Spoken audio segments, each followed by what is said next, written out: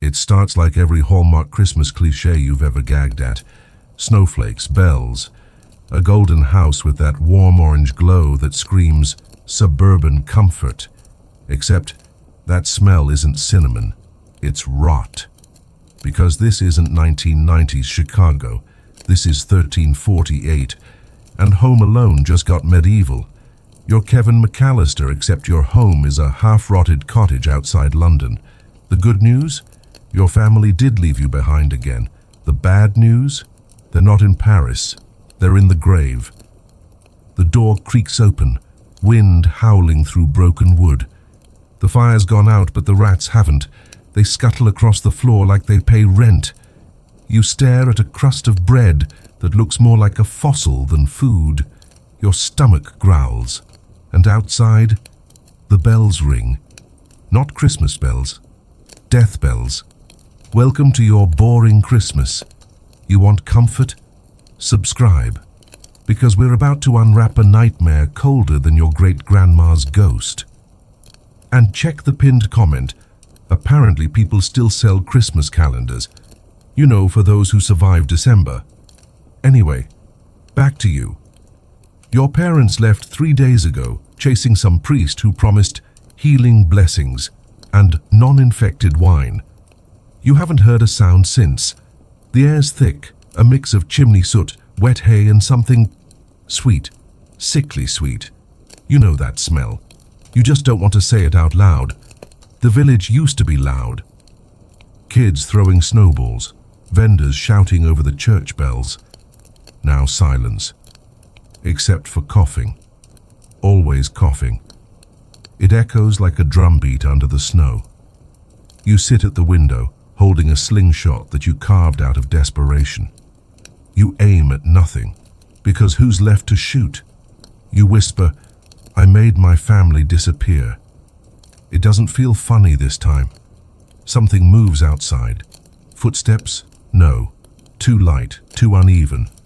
Then, a shadow crosses the window. You freeze. Every hair on your neck stands up. The shape lingers, twitching. Human. Maybe. But the proportions are off. Like a person drawn by someone who's never seen one. You grab a candle stub, hands shaking. The wick hisses when you light it. The shadow slips past again, then vanishes. You listen. Nothing. Then, a cough. Low, wet, close. You know that sound. Everyone does. It's the sound before the priests bring the carts. You hear the words faintly through the cold air. Bring out your dead. You choke down panic, because if they think you're alive, they might come inside. But if they think you're dead, they'll drag you out anyway. Your mind races. Maybe you can booby-trap the door, like the movie. The thought actually makes you laugh. A bitter little wheeze in the dark. Sure, Kevin, maybe pour boiling oil on the corpse collectors. Classic Christmas fun. But there's no electricity, no paint cans, no cheerful soundtrack, just you. And the sound of flies. You move quietly to the back room, the one your mother always kept shut. The smell hits first, thick, metallic, wrong. You shouldn't open the door. But you do. Inside, the walls are black with soot, the windows nailed shut. And in the corner, something slumped beneath a sheet. You whisper, "Mum?" The sheet moves. Your candle flickers, threatening to die. Underneath, not your mum, just bones. But arranged too neatly, like someone had tried to tuck them in for bed. You drop the candle. It rolls, flame licking the floorboards. You stomp it out, shaking. Outside, that cough again, closer. You peek through a crack in the door. The cart rolls by, pulled by an ox that looks like it's 2 hours from collapsing. A man in black robes walks beside it, muttering prayers. The cart's full, bodies stacked like firewood. One hand dangles loose, pale and stiff, fingernails blue. The man stops, looks at your house. You duck, heart pounding. You hear him sniff, then spit. "Another one," he mutters. "They're all dead." The cart creaks on. You exhale, shaky, uneven, but it's not relief. It's something worse, because you realize you are alone, truly, completely. The silence returns, thicker than before. You walk back inside, shutting the door. The candle's gone out again, and through the blackness, something starts to hum. You think it's your imagination, until the hum turns into words. A lullaby. Ancient. Off-key. It's coming from upstairs. You don't even remember the last time someone sang in this house. You take a step. The floor groans, then another. The stairs creak under your feet, dust falling like ash. Halfway up, you stop. There's light coming from the attic. Faint. Blue. Like moonlight through dirty glass. You climb the last few steps, holding your breath. The humming stops. For a heartbeat, everything is still. Then, a whisper. Kevin. You spin around. No one there. But on the attic floor, you see footprints. Bare. Wet. Leading deeper into the dark. And just when you're about to call out again, you hear the door downstairs open. Someone's inside. You freeze at the top of the stairs, breath caught in your throat. The sound of heavy boots crunching straw fills the air. Then clang! The latch drops. Whoever it is just locked the door, and now the humming starts again. Not from upstairs, from below.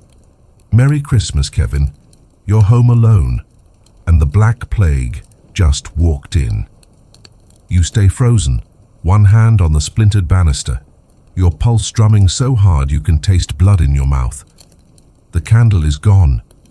The dark feels alive now, breathing, whispering, crawling over your skin like cold fog. Whoever's downstairs moves slowly, not careful, slow like they've forgotten what it means to hurry. Boot, pause, boot, pause. Each step hits the floorboards with a damp thud, as if the boots themselves are soaked through. You try not to breathe. You think maybe if you stay still enough, the dark will pretend you don't exist. Then something creaks, the chair near the fireplace. You remember that chair, your father's chair. He used to sit there sharpening knives, humming off-key while your mother complained about smoke in the rafters. Now someone else is sitting there. You hear the wood strain under their weight. Then a wheeze, shallow, wet. A whisper follows. Little one. You grip the railing harder, nails biting into your palm. There's no way. You saw your father get loaded onto the cart. You saw the flies. You remember how his hand slipped off the edge when they took him. But the voice, it sounds like him. Come down, Kevin. Your mouth goes dry. The way he says your name, like it's made of dust. You whisper back, Dad? The voice doesn't answer. Instead, something starts tapping against the floor, softly at first, then louder. A slow, rhythmic beat, tap, tap, tap, like a bone against wood. You take one cautious step down. The air is thicker now, heavy with mold and smoke. Your lungs sting. When you reach the bottom of the stairs, you finally see him. A silhouette by the fire, shoulders broad, head bowed, one arm resting on the chair. The firelight flickers just enough to catch something glinting. Metal? No. Wetness. He's holding your father's knife. You don't move. Neither does he. Then his head turns, just enough for the firelight to kiss his face. And that's when you realize it isn't your father. Half his face is gone, eaten away by something black and glistening. The other half is smiling. Did you miss me? You stumble backward. The stool behind you clatters. The figure stands, slowly, creaking, like a puppet with too many strings. His head tilts, cracking. Where's your mother? He croaks. You can't speak. You can't even think. He starts toward you. You grab the nearest thing, an iron poker, and swing. The metal connects with his arm, and for a second you think it worked. Then the arm doesn't bleed, it just detaches, drops to the floor with a dull thump. The figure looks down at it, confused, then back at you. He starts laughing. A horrible, rattling sound that doesn't stop when he opens his mouth wider than humanly possible. You drop the poker and run, through the back room, through the smell of decay and dust. You shove a chair against the door just as something slams into it from the other side. Once, twice. Wood splinters fly across your face. You grab a small chest and wedge it under the handle. The pounding stops. Silence again. Then you hear him, no, it, start humming that same lullaby. Slow. Mocking. You press your ear against the door, listening. The sound moves away. Toward the window. You hold your breath. Then, glass shatters. He's gone. You collapse onto the floor, every muscle trembling. The air smells of burnt wax and rot. You force yourself to look at the door. The wood's cracked, but still holding. You survived. For now. You glance toward the window. Outside, snow drifts past the moonlight, but something's off. The flakes aren't white. They're grey. Ash. And underneath the ash, something's moving. A shape in the snow. Dozens of them. Crawling toward the village. You crawl to the window and wipe away the frost. The road's full of people, if you can call them that. Bent shapes dragging sacks, their bodies wrapped in filthy cloth. Some crawling, others stumbling. Their skin glows faintly blue in the dark, like frostbite turned into light. They're heading toward the church. You should stay inside. Lock the doors. Hide under a bed like a sane child. Instead, you open the window. The cold hits your lungs like knives. You whisper into the wind. Why are you here? One of the shapes stops. Slowly turns its head toward you. You duck instantly, heart hammering. You wait, count to 10. Then soft footsteps outside. You look again, no one there. But something's been left behind in the snow. A toy. Your toy. The one your sister took when she left. A small wooden angel with one wing broken. You stare at it, throat tight. You remember how she laughed, how she promised she'd come back before Christmas. Guess she kept her promise. You reach for the toy, fingers shaking. The wood's cold, but not icy. Warm, like it's been held. Then you see the marks in the snow, tiny handprints, child-sized, leading away from the house. You know what you should do. Shut the window, barricade it, never look out again. But curiosity is louder than fear. You grab your cloak and step outside. The air smells like damp earth and sickness.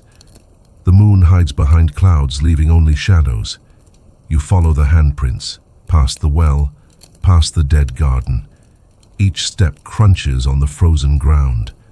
Then, silence. The prints stop. You look around. Empty field, no movement, no wind. Then you hear it, a giggle, high-pitched, familiar. Your sister. You spin toward the sound. She's standing by the tree line, hair tangled, dress torn, smiling that same crooked smile she always had when she wanted to scare you. "Come play, Kevin," she whispers. Your body moves before your brain can stop it. You take one step toward her, then another. Her smile widens, too wide. The skin around her mouth splits. You stop. Her head tilts. "It's Christmas," she says softly. "Don't you want to open your present?"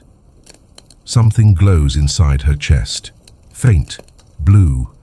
And then, her skin begins to peel away, flaking like burnt paper. You fall backward, slipping on the ice, gasping. When you look up again, she's gone. Only the angel remains lying in the snow beside you. You pick it up again, clutching it to your chest.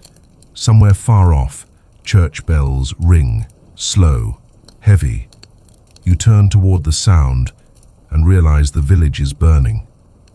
You stare at the glow on the horizon. It's not dawn.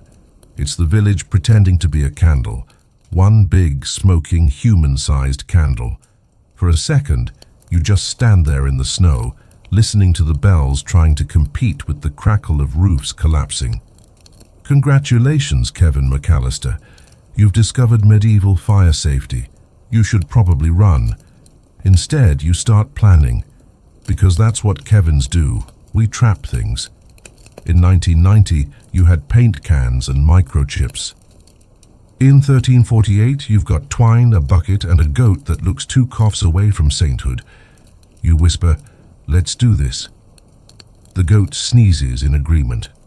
You drag a few boards to the doorway, tying them together with frayed rope.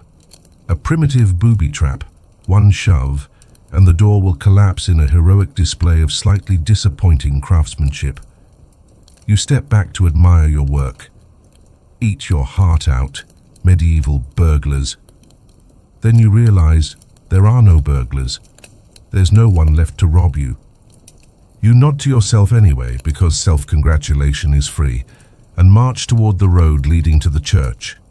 The snow crunches beneath your boots, soft and slow. You pass what used to be your neighbor's bakery.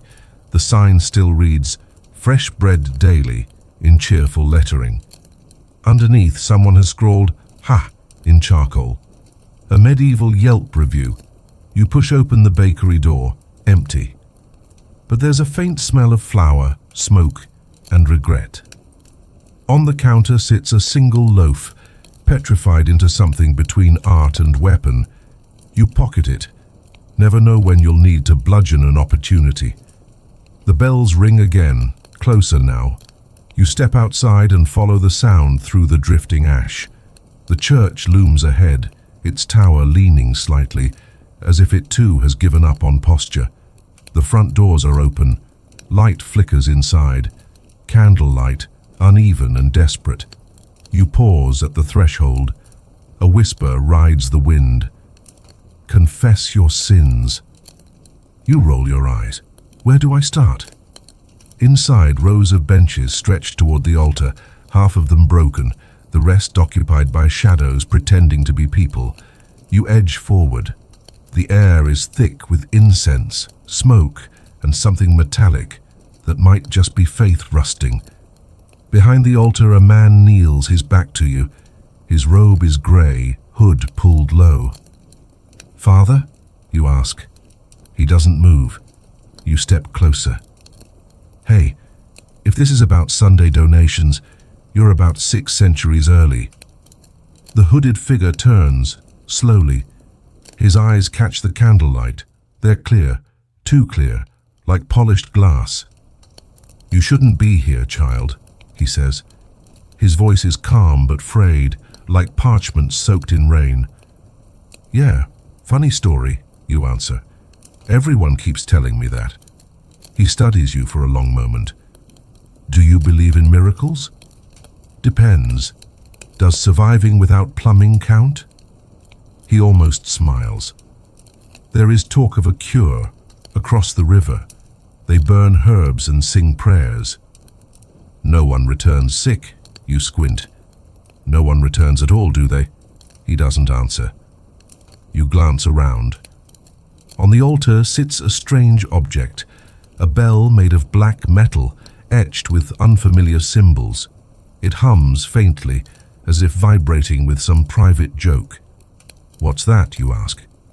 "The bell of St. Silence," he says. "It keeps the sickness away, or calls it closer. Depends who's ringing." "Great. Medieval toggle switch for destiny." You tilt your head. "Mind if I borrow it? You know, home protection plan." He hesitates. Then, unexpectedly, he lifts the bell and hands it to you. "If you ring it, you must mean it," he says softly. You take it carefully. The metal is colder than the air, but light, too light for its size. You slip it into your satchel next to the fossilized bread. A balanced arsenal. When you look up again, the priest is gone. You blink. The candle beside you flickers out. Somewhere deep in the church, a door creaks open, then slams shut. You decide that's your cue to leave. Outside, the snow has thickened, turning the village into a grayscale painting. You can barely see your own breath.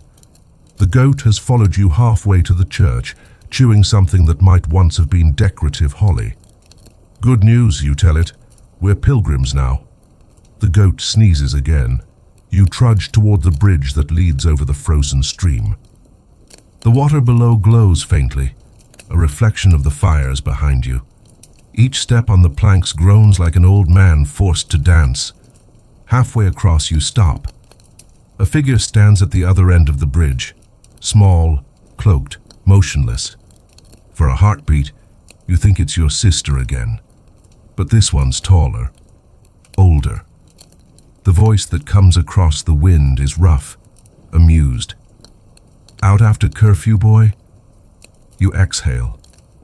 A human. Maybe. Curfew's hard to follow when the night's the only thing still on schedule, you reply. The stranger steps closer. His cloak flaps open just enough to reveal a chain of tiny charms, bones, teeth, coins. You've got jokes, he says. Good. Humor keeps the rats away. Great, you mutter. Add that to my survival guide. He laughs. Name's Corbin, collector of curiosities. You look like one. You shrug. And you look like every mistake I've been told not to trust. He grins, missing more teeth than he keeps. Fair. But if you're smart, you'll come with me. The city's sealed. No one gets out without someone like me. You hesitate. He notices. You've got something valuable, don't you? He says, nodding at your satchel. I heard that bell ring. It didn't. Not yet. The bridge shudders under a gust of wind. You look back at the burning skyline. Forward, at the stranger smiling like a cat who's already written your ending. He offers a hand. Come on, boy, choose your plague. Smoke behind you or secrets ahead. You glance at the goat. Thoughts? It bleats once, unhelpfully as usual. You sigh. Fine, but if you're planning to rob me, just know I'm armed with stale bread and optimism. Corbin chuckles. Good. You'll fit right in. You take his hand. It's cold, rough, and unsettlingly steady. Together you cross the bridge, disappearing into the grey. Behind you, the church bells fall silent. In your satchel, the black bell hums again, low and patient as if waiting for its punchline. You follow Corbin through the fog, like a kid following bad Wi-Fi, hoping it leads somewhere but ready for disappointment. The road bends downhill, lined with crooked trees that look like they're whispering gossip about your life choices. Every few steps, Corbin mutters to himself, counting under his breath. Counting what? You ask. Breaths, he says. You don't want to run out before dawn. Comforting. The goat keeps up somehow, crunching through the slush. You start thinking maybe it's a holy creature, or maybe just too stubborn to die. Basically the same thing in 1348. Ahead, the fog thins. A flicker of light reveals a cluster of tents. Smoke curls upward. Lanterns swing on crooked poles. A wooden sign reads, "The Plague Market." You blink. They have a market? Corbin grins. Of course. Misery's the only thing that never runs out of stock. He pushes through the flaps of the nearest tent. Inside, a dozen people huddle around tables covered with jars, herbs, and questionable liquids. It smells like vinegar and ambition. Someone yells, "Rat tails, 2 for a penny." Another shouts, "Cures, guaranteed to work unless they don't." Corbin waves like he owns the place. Welcome to capitalism version 0.1. You wander between the stalls, equal parts fascinated and horrified. One old woman sells tiny wooden angels identical to the one you carry. You pick one up. "Protection charm," she croaks. "Does it work?" She shrugs. "Depends who's protecting you." You put it back gently. She squints at you. "You've got a shadow on you, boy." You laugh. "Pretty sure it's just the lighting." But she keeps staring. "Don't ring the bell unless you're ready to lose what you love." You pretend not to hear that. Corbin, meanwhile, is bartering with a merchant who has more warts than morals. "I need a boat pass," he says. "River's closed," the man replies. "Unless you've got something shiny." Corbin glances at you. "Kid, show him the bell." You step back. "No way." "It's worthless without intent," Corbin says softly. "We just need him to see it." You sigh and pull the black bell halfway out of your satchel. Even half visible, it seems to drink the light around it. The merchant's grin fades. He clears his throat. "Right. You'll get your pass. Free of charge." You tuck the bell away again. The merchant bows, practically tripping over his own fear. You look at Corbin. "So what exactly did I just flash?" He smirks. "Depends who's looking. To some, it's power. To others, it's bad luck in a cup." Before you can answer, someone screams outside. The tent flap bursts open. A boy about your age stumbles in, clutching his arm. Behind him, 3 robed figures glide through the fog like bureaucrats of doom. "Collectors," Corbin mutters. "Keep your head down." The boy collapses near the stall. The collectors stop, scanning the tent. Their masks are long-nosed, bird-like, half doctor, half nightmare. One speaks in a muffled tone. "Contaminated goods. Burn it all." Merchants scatter. The old woman dives under a table. You duck behind a stack of barrels. Corbin crouches beside you. "Rule 1, he whispers. "Don't breathe loud enough to make history." The collectors begin overturning tables, tossing jars into the dirt. The smell of vinegar thickens. One steps closer to your hiding spot. His mask tilts toward you. You grip the bell instinctively. It hums again, quiet but clear. The collector freezes. Then slowly he backs away. The others follow, murmuring something in Latin that sounds suspiciously like, "Nope." Within moments, they're gone. You exhale. "What just happened?" Corbin grins. "Congratulations. You just outranked the Grim Reaper." The market gradually rebuilds itself, people emerging from corners like frightened cats pretending they weren't scared. The old woman crawls out and wags a finger at you. "Told you," she says. "The bell remembers who rings it." You decide not to unpack that sentence yet. Corbin pats your shoulder. "Boat leaves before sunrise. Eat something. Sleep if you can." You nod, finding a spot by a dying fire. The goat curls beside you, snoring like a bagpipe. You watch the smoke twist into shapes, faces, towers, maybe memories. For the first time in days, your body feels heavy in a good way. The noise of the market fades. You dream. You're back in your house, clean, warm, full of laughter that sounds almost real. Your family sits at the table. Even Buzz is smiling. "See," your mother says. "We didn't forget you this time." You smile, about to answer, when the candles flicker and go out. Darkness. Then the bell rings once, softly. You wake with a jolt. The fire's out. The market's empty. Even Corbin is gone. The goat blinks at you, unimpressed. You stand, heart pounding. The fog is thicker than before, almost solid. In the distance, faint lights shimmer along the riverbank, lanterns swaying from unseen hands. You whisper to the goat, "Well, either we catch that boat or we haunt this place forever." It sneezes again, which you take as agreement. You start walking toward the river. Each step sinks deeper into the mud. The lights grow brighter, then flicker as if warning you off. Near the dock, a single figure waits beside a small boat, hooded, silent.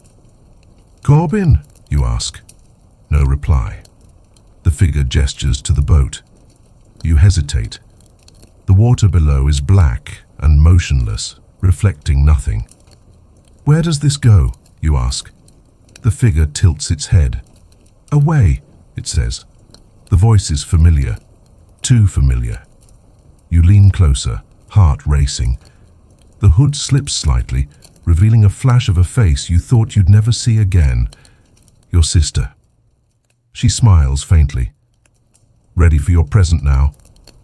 You blink, and she's gone. The boat rocks empty, tied loosely to the post. You step back, unsure whether to laugh, cry, or just file a complaint with reality. The goat nudges your leg. You look down, and there, hanging from its collar, is the black bell. You didn't put it there. The hum starts again, deeper this time. The air around you trembles. The river ripples, reflecting faint glimmers of light from beneath its surface, as if something below is waking up. You stare at the water, then at the bell. You sigh. Every Christmas movie needs a finale, right? You lift the bell slowly. The goat watches, unimpressed but loyal, and somewhere in the fog the church bells answer, ringing back in time with you. The bell's hum becomes a low vibration that crawls up your arm. The river below shifts, water turning from black to mirror bright. You can see your reflection, and something else behind it. Movement. Faces. Memories that aren't yours, floating just under the surface like gossip you're not supposed to hear. The goat bleats once, unimpressed by the supernatural. You say, "Yeah, I see it too. 10 out of 10. Would not swim."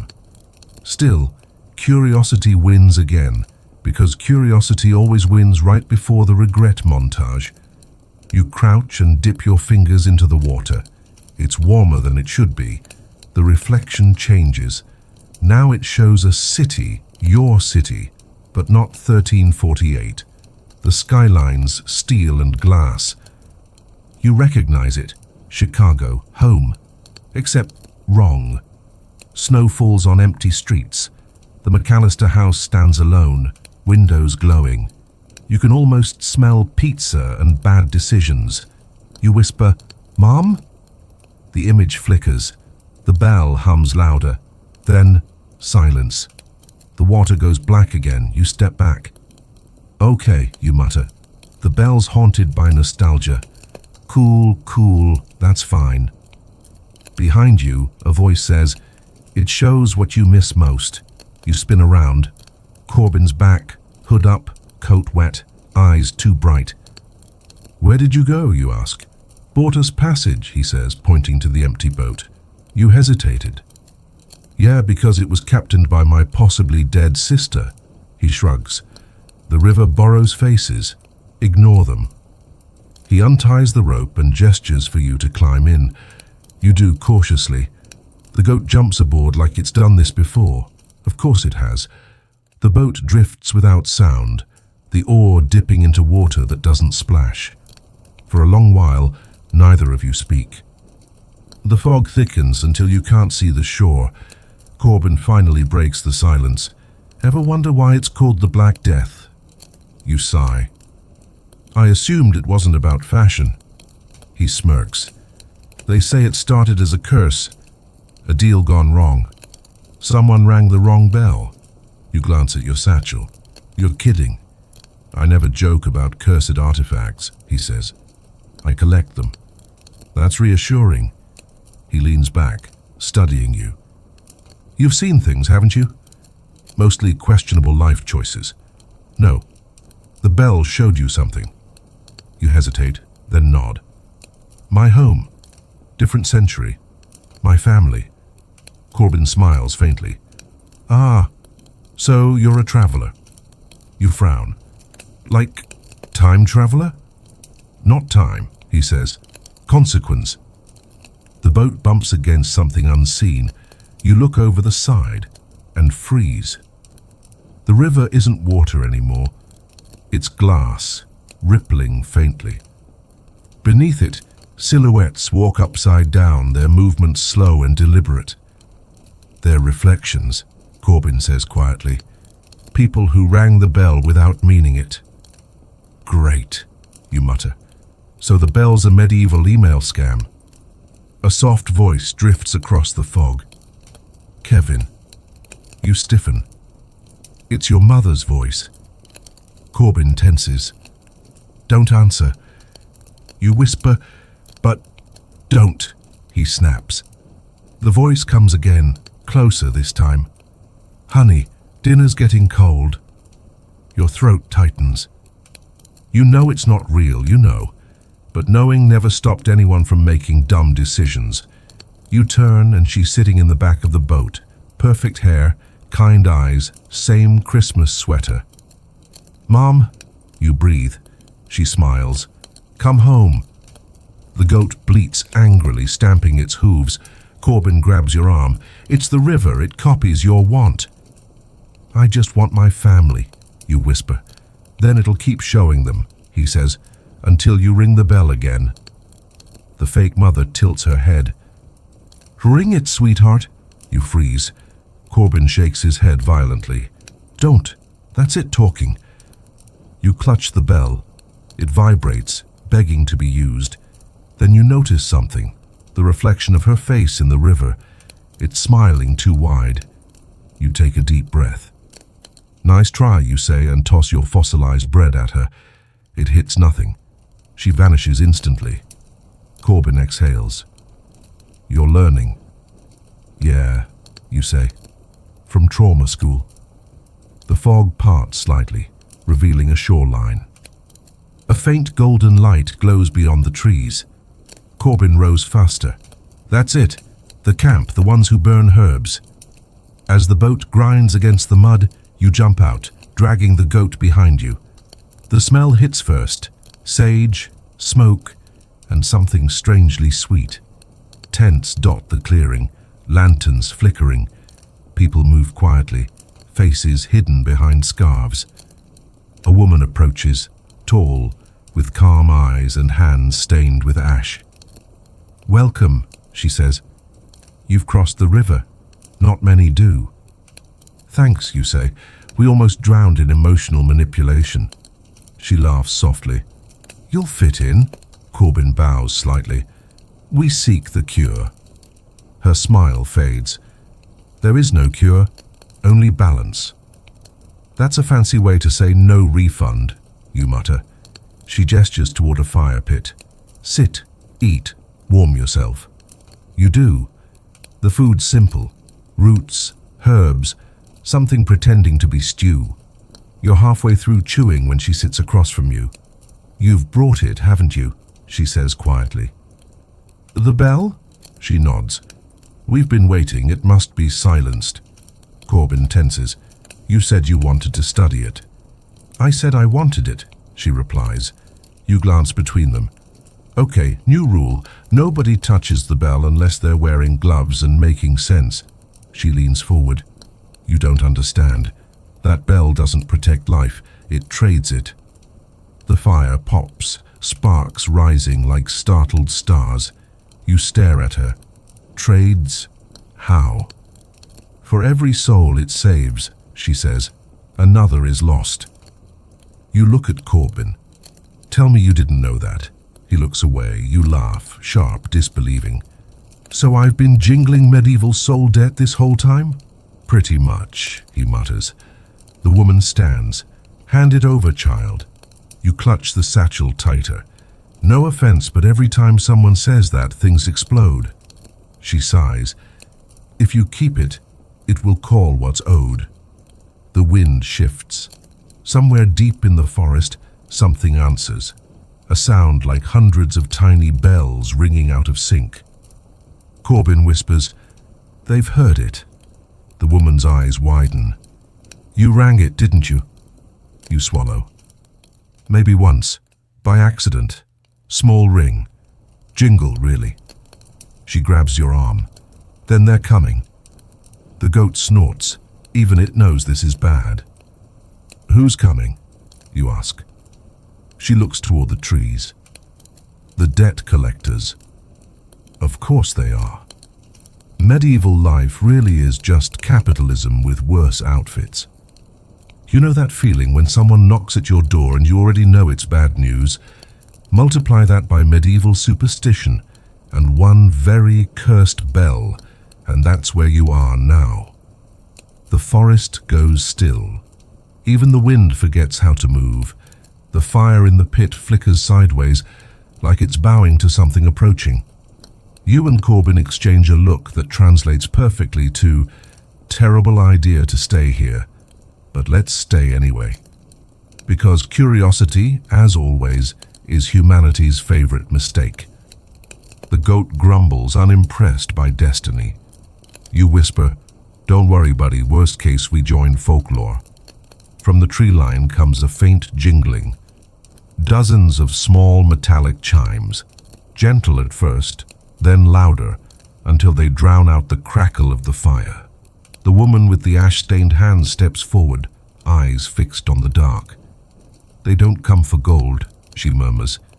"They come for memory." You blink. "Cool. And what's the return policy on that?" She doesn't answer. Shapes move between the trees, tall, thin, robed. Lanterns dangle from their hands, but the light doesn't fall outward. It falls inward, like it's being swallowed. Corbin leans close. "Don't look them in the eyes." You nod. "Noted. I'll look everywhere else instead." The first figure steps into the clearing. Its robe is made of stitched parchment, pages covered in ink that crawls, letters shifting like worms. Where its face should be, there's just a mask carved with a permanent half-smile. It speaks in a voice that sounds like two people whispering the same sentence slightly out of sync. Who rings the bell of silence? You think about lying, but the bell hums in your bag like an overeager snitch. Technically me, you admit. But it was more of a curious jingle, no malicious intent. The figure tilts its head. A jingle is still a call. You sigh. "You sound like my mom." Another figure joins it, carrying what looks suspiciously like a ledger. "Name," it rasps. Corbin mutters, "They always want names." You shrug. "Fine. Kevin McCallister, Home Alone Division." They flip through the ledger with bony fingers. "Unregistered. Temporal anomaly. Debt unmeasured." You grin weakly. "Unmeasured means free, right?" They don't answer, which you take as a solid no. The woman steps forward, bowing. "He's just a child. He doesn't understand." The figures turn toward her. The smile mask cracks wider. "Understanding is not required for owing." Corbin whispers, "Time for Plan B." You whisper back, "There was a Plan A?" He nods toward the fire pit. The herbs. Toss them. You grab a handful of dry sage and toss it into the flames. Instantly, a column of smoke rises, glowing green. The collectors recoil slightly, their robes fluttering like paper in wind. Corbin yells, "Run!" You don't need to be told twice. You grab your satchel and sprint toward the river, the goat clattering after you like a loyal coconut. The forest twists behind you, branches reaching, shadows stretching. "Do they always chase?" you shout. "Only if you owe a lot," Corbin replies. "Oh great, maybe they accept coupons." You burst out of the trees, feet hitting the frozen bank. The river looks different now, boiling, glowing faintly from beneath like someone lit a lantern underwater. Corbin skids to a stop beside you. "We need to cross." "It's liquid fire," you yell. He grins. "Good thing I can't swim anyway." The collectors emerge from the fog, moving faster now. Pages peel from their robes, swirling into the air like burning snow. The goat stamps its hoof. You look down. It's standing by a fallen tree, gnawing at the branches, one end of which forms a perfect ramp. "Genius," you say. "Goat, you're promoted." Together, you and Corbin push the trunk into the river. It hisses but holds, steaming like a bridge to regret. You both scramble across, balancing on the slick bark. Halfway over, Corbin slips. You grab his arm. The satchel swings loose and the bell falls out. Time slows, the bell spins, glinting once in the strange light before plunging into the water. For a heartbeat, nothing happens. Then the river explodes with sound, every bell in the world ringing at once, from cathedrals to hand chimes, to whatever sound goats make when terrified. The collectors stop at the bank, heads tilted. Then, as if some invisible wind pulls them, they begin to dissolve, letters tearing from their robes, fading into the fog. The light dies. The forest goes still. You and Corbin stand there, drenched in sweat and disbelief. The goat shakes itself dry, unimpressed. Finally, Corbin laughs, a hoarse, incredulous sound. You did it. Pretty sure the river did it, you say. He nods. Semantics. You both climb onto the opposite bank. The air feels cleaner here, less cursed, more awkwardly optimistic. You collapse onto the ground, staring at the sky. Corbin lies beside you, hands behind his head. So what now? You shrug. I guess I'm free. He chuckles. No one's free, kid. You just bought time. You glance at the river, which is calm again. The surface reflects only stars. I liked time better when it came with pizza. Corbin smiles faintly. You'll get home. The bell's gone, but it remembers its owner. You frown. That's comforting and terrifying. He sits up. There's a legend. Those who cross the river with the bell's echo still ringing, when they sleep they wake somewhere else, like a dream, like a doorway. You think about that, about your house, your mother, the smell of burnt cheese and chaos. You whisper, I'd like that. The forest answers only with crickets. Corbin stands, brushing off his coat. Find a dry place. I'll scout ahead. Before you can reply, he's already walking into the mist, humming something that sounds suspiciously like a Christmas carol. You're alone again. Well, almost. The goat curls up beside you, snoring immediately. You lie back, staring at the faint shimmer where the bell disappeared. The sound of the river softens, almost rhythmic, like breathing. Your eyelids grow heavy. For the first time, you don't fight it. The world fades into black. Then, bells, familiar ones. You smell pine, cinnamon, something burning in the kitchen. When you open your eyes, you're in your living room. The real one. Twinkling lights, stockings. Snow outside the window. You sit up fast, heart racing. Mom! Footsteps approach, her voice, soft, tired, human. Kevin, you're awake. You fell asleep by the fire again. You blink. No plague? No debt collectors? She laughs. What? You stare at her, then at your hands. Clean, no soot, no frostbite. Under the tree, a small box sits with a tag that reads, For Kevin. You reach for it slowly, half expecting it to hum. Inside is a tiny black bell. It doesn't ring, not yet. You stare at the black bell in its neat little box like it's a practical joke from the universe. Same size, same weight, same faint chill that seeps through cardboard and logic. The tree lights blink lazily, one bulb forever flickering like it's got stage fright. Everything smells exactly right, pine, wax, burnt sugar cookies, but the air feels scripted. You call out again, Mom? She hums from the kitchen, same tune she used to hum when she burned dinner in 1990. That detail alone makes you suspicious. You pick up the bell. It doesn't hum, doesn't glow, doesn't do anything, but it wants to. You can feel that quiet itch beneath your skin, like static, waiting for bad timing. Maybe I just need therapy, you mutter, or a reboot. The goat. Wait, there's no goat. Of course there's no goat. You spin around, empty carpet. No hoof prints, no smell of damp hay. Just a perfect, impossible living room. You drop the bell back in the box and shut the lid. Problem solved. Except the box jingles softly when you walk away. You decide distraction is the best survival tool, so you head to the kitchen. Your mom's there, hair immaculate, apron spotless. She's pulling a tray of cookies from the oven that all look identical, like they were printed, not baked. "Smells amazing," you say cautiously. She beams. "They're your favorite." You pick one up. It's warm, crumbly, perfect. Too perfect. No burnt edges, no uneven spots. You take a bite. That tastes like nothing, like the memory of sweetness rather than the real thing. "Delicious," you lie. She smiles wider, too wide. The oven timer dings again, even though she just finished baking. You check the clock, 7:32 p.m. You blink.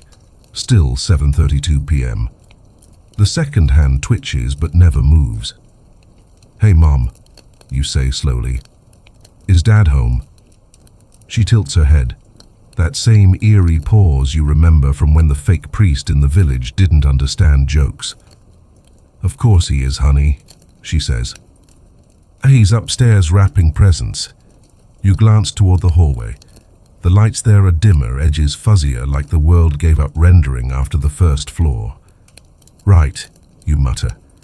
Totally normal. Definitely not cursed simulation vibes. You pocket a cookie for science and walk toward the stairs. Each step creaks exactly the same pitch, C sharp. Halfway up, you stop. Someone's humming above you. Not your dad. Lower. Slower. You whisper, "Corbin?" The humming stops. You climb the last few steps and find the hallway stretching longer than it should. Doors line both sides, each identical, each labeled with tiny brass plates that read December 24th. You open the first door. Your old bedroom. Perfect. Even the buzz posters are still crooked. The walkie-talkie sits on the nightstand, buzzing faintly. You lift it. "Hello?" Static.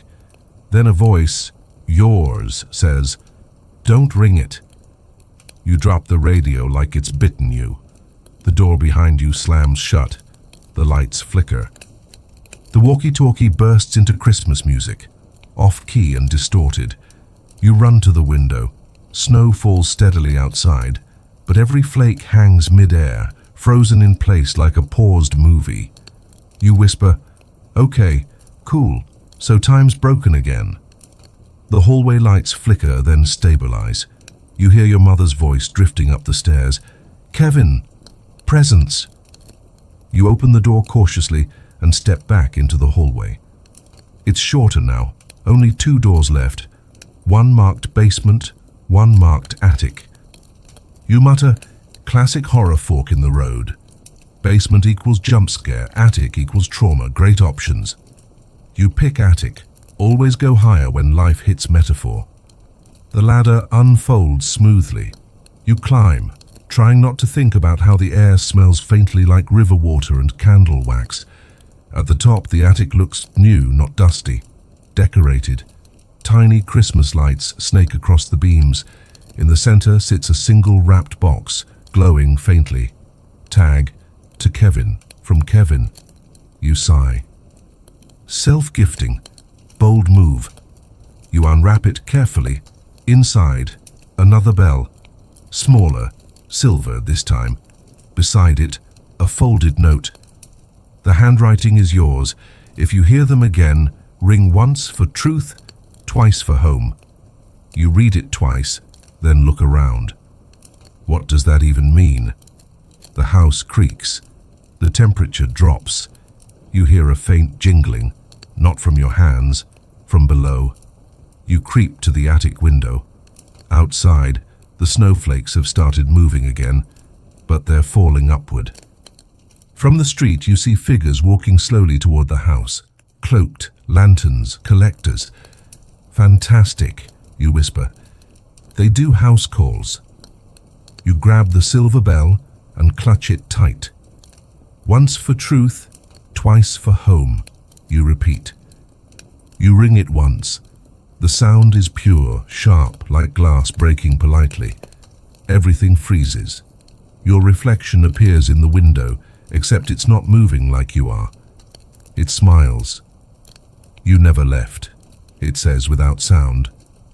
You take a shaky breath. Did he find left? The reflection tilts its head. You're still ringing. You look down. The bell's vibrating on its own. The attic lights pop. For a second, everything is darkness and echo. Then you're back by the river. The goat stands beside you, chewing someone's philosophy. Corbin's sitting on a log, smirking. "Knew you'd be back," he says. You blink. Was that dream? Afterlife? Therapy? He shrugs. Tour. You glance at the water. The silver bell floats where the black one sank. You pick it up. It's warm, quiet. Corbin nods at it. That one doesn't take, it gives. You frown. Gives what? He grins. Second chances, but you only get one ring. You think about your mother's voice, the cookies that tasted like nostalgia, the still snow. You whisper, "Let's try again." You ring the bell once. The sound rolls out across the water, soft but endless. The river glows gold this time, not black. The goat sneezes, clearly unimpressed by transcendence. Corbin laughs. Guess you finally found the right frequency. You watch the glow fade, leaving only stars reflected on the water. The air feels lighter, easier to breathe. You look at Corbin. So what happens now? He stands, adjusting his coat. Now you wake up, but next time try locking the door before Christmas. The world tilts. The light expands. You feel yourself drifting, not falling, just floating. When your eyes open again, you're lying under a tree. Snow falls gently. Somewhere in the distance, someone's playing a flute badly. You smile. Homish. The bell lies beside you, silent and silver. You decide not to ring it again. Not yet. You wake to the sound of clapping. Slow, deliberate, performative. Sunlight slices through the trees, too bright to be real. When your eyes adjust, you see them. Half a dozen people in matching fur-trimmed cloaks, holding ring lights powered by candles. One shouts, "He's awake, start rolling!" Another waves a stick that's definitely not a camera, but somehow is. You sit up. Where am I? A girl with a plague doctor mask painted neon pink leans in. Welcome to Survivor Sphere 1348 Plus. You're trending. You blink. Trending where? She grins. Everywhere, obviously. Around you, tents line the meadow, each decorated with slogans like "Live, Laugh, Disinfect," and "Rise and Quarantine." There's a smell of lavender sanitizer and overcooked optimism. A man wearing a leather jacket over chainmail introduces himself as Brandon with a Y. "We're content smiths," he says. "We forge virality." You groan. "Even the apocalypse has marketing." He winks. "Especially the apocalypse." He points to a wooden stage shaped like a scaffold. On it, someone delivers an inspirational speech about embracing your inner immune system while throwing petals into the air. The crowd cheers like salvation has a sponsorship. You mutter, "I miss the rats." A woman offers you a drink from a goblet that says, "Blessed but contagious." It's sparkling water with floating herbs. You take a sip. It tastes like regret and citrus. She beams. "That's our detox elixir, guaranteed to purify your aura or your money back." You hand it back carefully. "My aura's fine, thanks." Suddenly a bell chimes, soft, familiar. You freeze. Everyone around gasps dramatically. Brandon claps his hands. Perfect timing. That's our daily content challenge, Ring for Redemption. You glance toward the sound. On a pedestal stands a sleek silver bell identical to yours, surrounded by candles and an audience holding parchment like smartphones. You whisper, "You people play games with this?" Brandon shrugs. "Of course. Every morning someone rings for views. Hasn't gone wrong yet." "Define yet." He laughs. "You're hilarious. Want to collab?" You take a step back. "Pretty sure that bell eats souls." He waves dismissively. "Oh babe, everything eats souls now. That's just the algorithm." The crowd chants, "Ring, ring, ring." The girl in the neon mask holds out the mallet. "Your turn, hero of the river." You cross your arms. "Hard pass." She pouts. "Come on, do it for the timeline." You sigh, glance skyward and mumble, "I survived 2 plagues, and corporate enthusiasm still wins." Before you can stop him, Brandon rings it for you. The sound cuts through the air, clear, crystalline, and utterly wrong. Everything stops. The petals hang mid-air, the chant freezes mid-syllable, even the torches pause their flames. Then the bell's tone bends, turning into a ringtone, a literal ringtone. From the crowd, someone answers an invisible call. "Oh hey, engagement's up." You rub your temples. Of course, the end of days comes with analytics. The bell glows faintly gold now, not threatening, just tired. Letters appear in the air, shimmering text. 1 wish per brand representative. Brandon gasps. "It's giving miracle collab." He steps forward dramatically. "I wish for infinite followers." The letters rearrange. Granted, infinite followers. A heartbeat later, every crow in the forest lands behind him, staring blankly. Hundreds, thousands. You whisper, "Well, they followed." Brandon beams, oblivious. "They love me already." The crows caw in unison, deafening. You tug the girl's sleeve. "Is it always this literal?" She shrugs. "Last week someone wished for viral fame and got a fever, so yeah." The bell dims again, smoke curling upward to form words. "Next." The crowd turns to you. You raise both hands. "No thanks. My last wish involved time travel and trauma." They boo affectionately, like you've refused to dance at a medieval TikTok. You point toward the forest. "Look, I just need to find a guy named Corbin and a goat." A few people giggle. Brandon, still surrounded by adoring crows, says, "Corbin, oh, the myth guy, he does Q&As on Tuesdays." You squint. "He's here?" "Of course," Brandon says. "Everyone ends up here eventually. It's where cancelled timelines go to rehab." You mutter, "Perfect. I'm in the influencer afterlife." The girl hands you a lanyard that says, "Creator in Recovery." "Orientation's at noon," she says cheerfully. "We cover gratitude journaling, bell safety, and brand alignment with destiny." You stare at the laminated badge. It's got your picture on it already. "When did you take this?" She taps her mask. "We're always recording." You pocket the badge. Creepy, but efficient. From the stage, someone shouts, "Lunch drop." Drones, actual drones made of wood and wings, descend carrying trays of soup. The crowd applauds like divine catering. You sit on the log, bowl in hand, trying to decide whether this world's satire or punishment. Across the field, the goat wanders in wearing a flower crown and several sponsorship stickers. You grin. Of course you sold out. The goat bleats indignantly and drops a small parcel at your feet. A note attached. In Corbin's handwriting, "Don't forget, bells ring both ways. When they start monetizing salvation, ring once for cents." You look around. Everyone's busy posing with their soup. You lift the silver bell slightly, thinking. Then you whisper, "Just 1 ring for cents." The sound is soft, almost polite.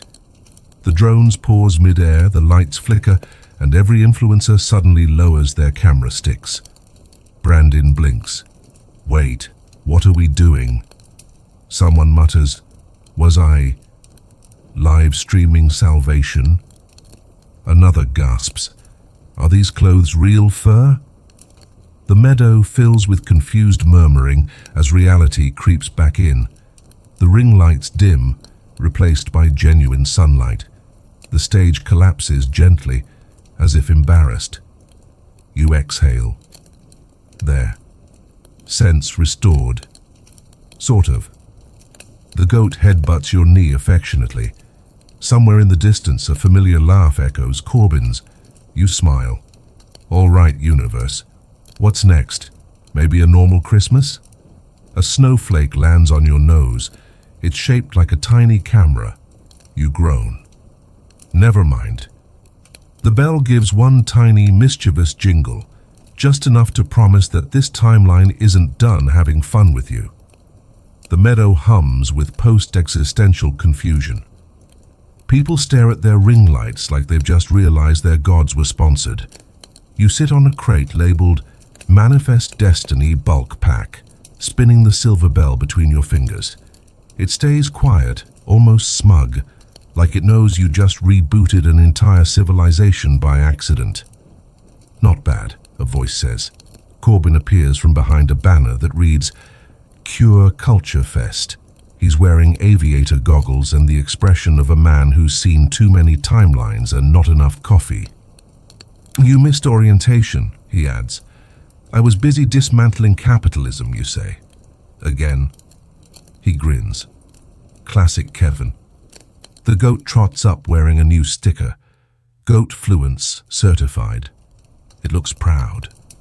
You sigh. We need to talk about your brand deals. Corbin surveys the dazed crowd. They'll reboot this circus in an hour. The algorithm's too strong to stay dead. So what's the plan? He gestures toward the central stage. We turn their content against them. You raise an eyebrow. You want to home alone the influencer economy? He shrugs. If the bells run on attention, we weaponize boredom. You grin. I'm listening. Together you start plotting, because nothing motivates like mild omnipotence and caffeine withdrawal. Corbin steals a parchment from a merch booth and sketches out a map of the camp. We reroute their spectacle energy. Every view, every cheer, it feeds the bell. If we flood it with nonsense, too many conflicting signals, it short circuits. Basically, go viral with chaos, you say. Exactly. Step 1, build distractions. You raid the supply tents for props. Candles, ropes, glitter, spoons. The goat steals a whole basket of lemons for reasons no one questions. Step 2, bait the crowd. Corbin climbs onto the half-collapsed stage and shouts, Attention creators, the algorithm demands a new challenge. The silence drop. Instant pandemonium. Hundreds gather, phones that aren't phones raised high, shouting hashtags like prayers. What's the challenge? Someone yells. Corbin spreads his arms.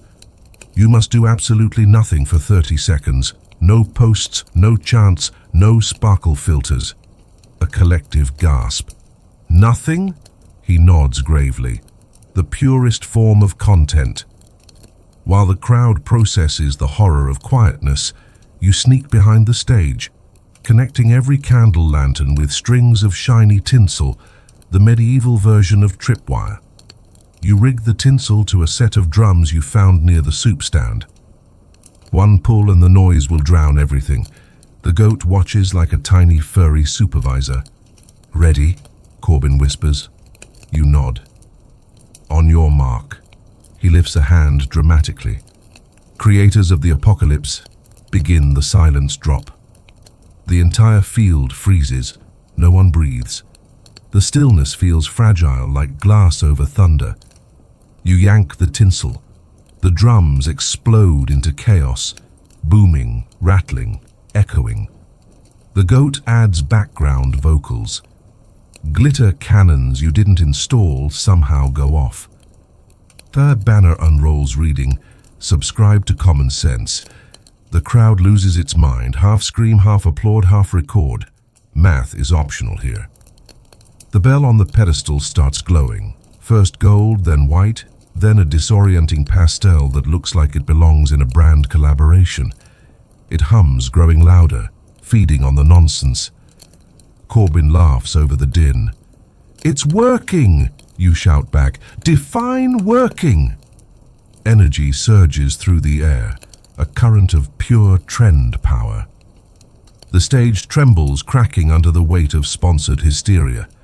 Suddenly, Brandon with a Y re-enters, crows swirling around him like a gothic entourage. "Hey!" he yells. "That's my audience!" He stomps onto the stage, which immediately collapses in the most cinematic way possible. The crowd gasps. The bell wobbles, still glowing. Brandon, ever the professional, raises a hand from the rubble and says, "Don't forget to like and subscribe," before passing out dramatically. The bell emits a final thunderous ding. Then, silence. Real silence this time. No humming, no drones, no algorithmic murmur, just wind. Corbin exhales. We did it. You look around. The meadow's still. People blink, confused, but normal. One kid pokes at a lantern. It's just a light again. You grin. Guess we went viral in reverse. The goat trots over, dropping a parchment at your feet. It reads, "System reboot successful. Please select world preference." 2 boxes, A, reality, B, extended trial. You hold it up. "Corbin, what's option B?" He smirks. "Probably influencer limbo." You tick A. The parchment burns gently, turning into harmless smoke. Wind sweeps through the meadow, carrying away leftover hashtags. One by one, the tents vanish, replaced by pine trees and real birds that aren't part of any campaign. Corbin claps his hands.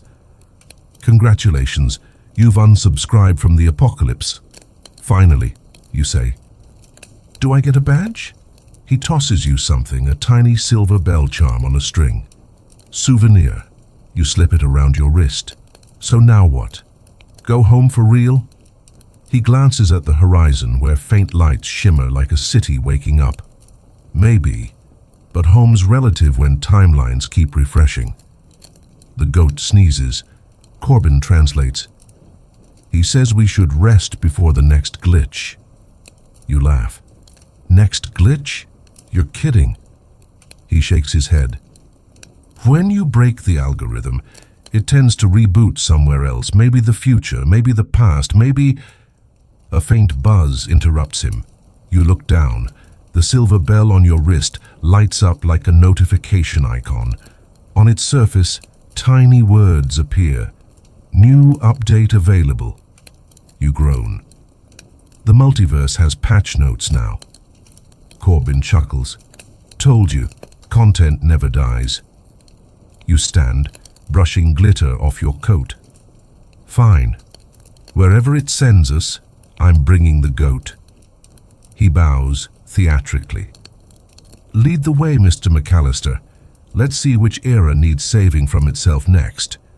You lift the bell, take a breath, and tap it once. Soft, like knocking on reality's door. The meadow dissolves into pixels of light. The last thing you hear before everything fades is the goat's unimpressed bleat and Corbin's voice saying, "Don't worry. This time we'll monetize redemption ethically." Light, noise, jingle bells with bass. When the world stops spinning, you're standing in what looks like the inside of a snow globe, built by a billionaire who never heard of subtlety. Neon candy cane towers, drones dropping tinsel like confetti bombs, a giant holographic Santa flickering over a skyline of discount signs. You blink. Okay, we time-traveled into a commercial. Corbin dusts off his coat, now glitch-patterned like static. "Welcome to future Christmas, where cheer is compulsory and debt is the season." The goat stares at a hologram of a gingerbread influencer advertising oat milk armor. You whisper, "We went too far." A jingle echoes through the air. "Shop till you ascend." Robotic elves roll by on hover skates, scanning shoppers with handheld candy cane wands. A screen flashes festivity level adequate. Corbin nudges you. Rule number 1, keep smiling. Frown tax is 15%. You plaster on the fakest grin of your life. Is sarcasm deductible? Only if you hashtag it. You join the crowd flowing toward a glowing arch labeled the Mega Mall of Peace TM. Above the doors, open 25/8. Inside is a cathedral of consumerism, carols remixed into EDM, holographic snow that smells like caramel. Every product blinks essential. The goat immediately eats a display of AI mistletoe. A security bot zips over. Please refrain from ingesting merchandise. Corbin steps forward. Service animal. Certified? Emotionally. The bot pauses, confused by bureaucracy, then nods. You wander past aisles stacked with futuristic nonsense, self-wrapping gifts, mood-reactive ornaments, anti-existential candles. A sign flashes, sale, 1 free soul with every purchase. You mutter, at least they're honest now. Corbin grabs a glowing brochure from a kiosk. We need data. The bell brought us here for a reason. You glance around. Maybe to ruin capitalism again. Or finish it. The brochure unfolds into a holographic assistant with candy-red hair. Welcome, valued shopper. I'm Holly 9.0, your seasonal guide. Hi, you say carefully. Where can I find spiritual clarity? She tilts her head. Aisle 12B, between scented enlightenment and discounted forgiveness. Corbin grins. Lead the way. You follow her through crowds of cheerful shoppers who all hum the same tune in perfect rhythm, like an auto-tuned cult. You whisper, either this world solved world peace or deleted free will. Corbin replies, same fix, different branding. Aisle 12B glows with candles labeled Inner Peace 2-pack. At the end of the row stands a familiar object, locked in a glass case. A black bell, sleek, modern, engraved, limited edition heritage drop. You groan. They turned it into merch. Holly 9.0 beams. Only 9,999 credits. Comes with free eternal warranty. Corbin mutters, they industrialized transcendence. You tap the glass. The bell hums faintly, recognizing you. The security sensors flash red. High resonance detected. Holly chirps, congratulations, you're chosen for our influencer loyalty program. You whisper, oh no, it's contagious. A drone swoops down, projecting a hologram of a man in a gold suit, CEO energy mixed with elf cosplay. Welcome, Kevin McCallister, historical icon of holiday chaos. Corbin sighs. They have your file. You frown. From which century? The hologram bows. All of them. We study anomalies to enhance seasonal engagement.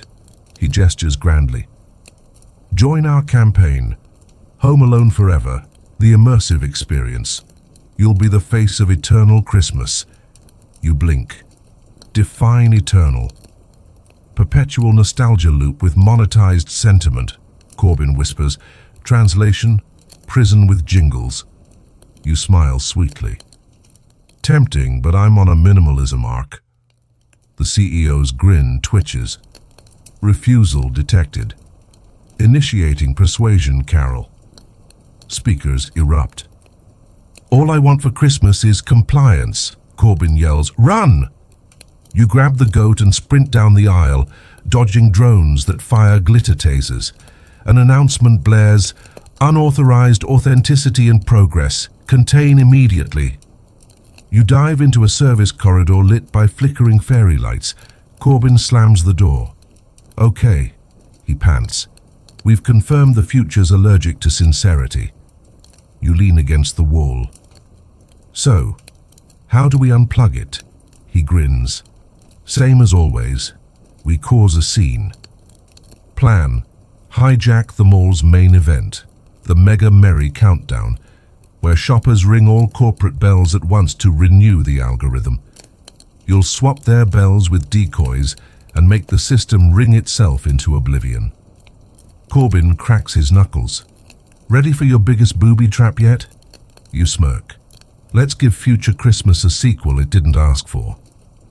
You sneak through maintenance tunnels, past storage rooms filled with unopened joy. The goat proves surprisingly stealthy, tip-hoofing like a pro. At the central plaza, a giant countdown clock ticks toward Rio 10-0.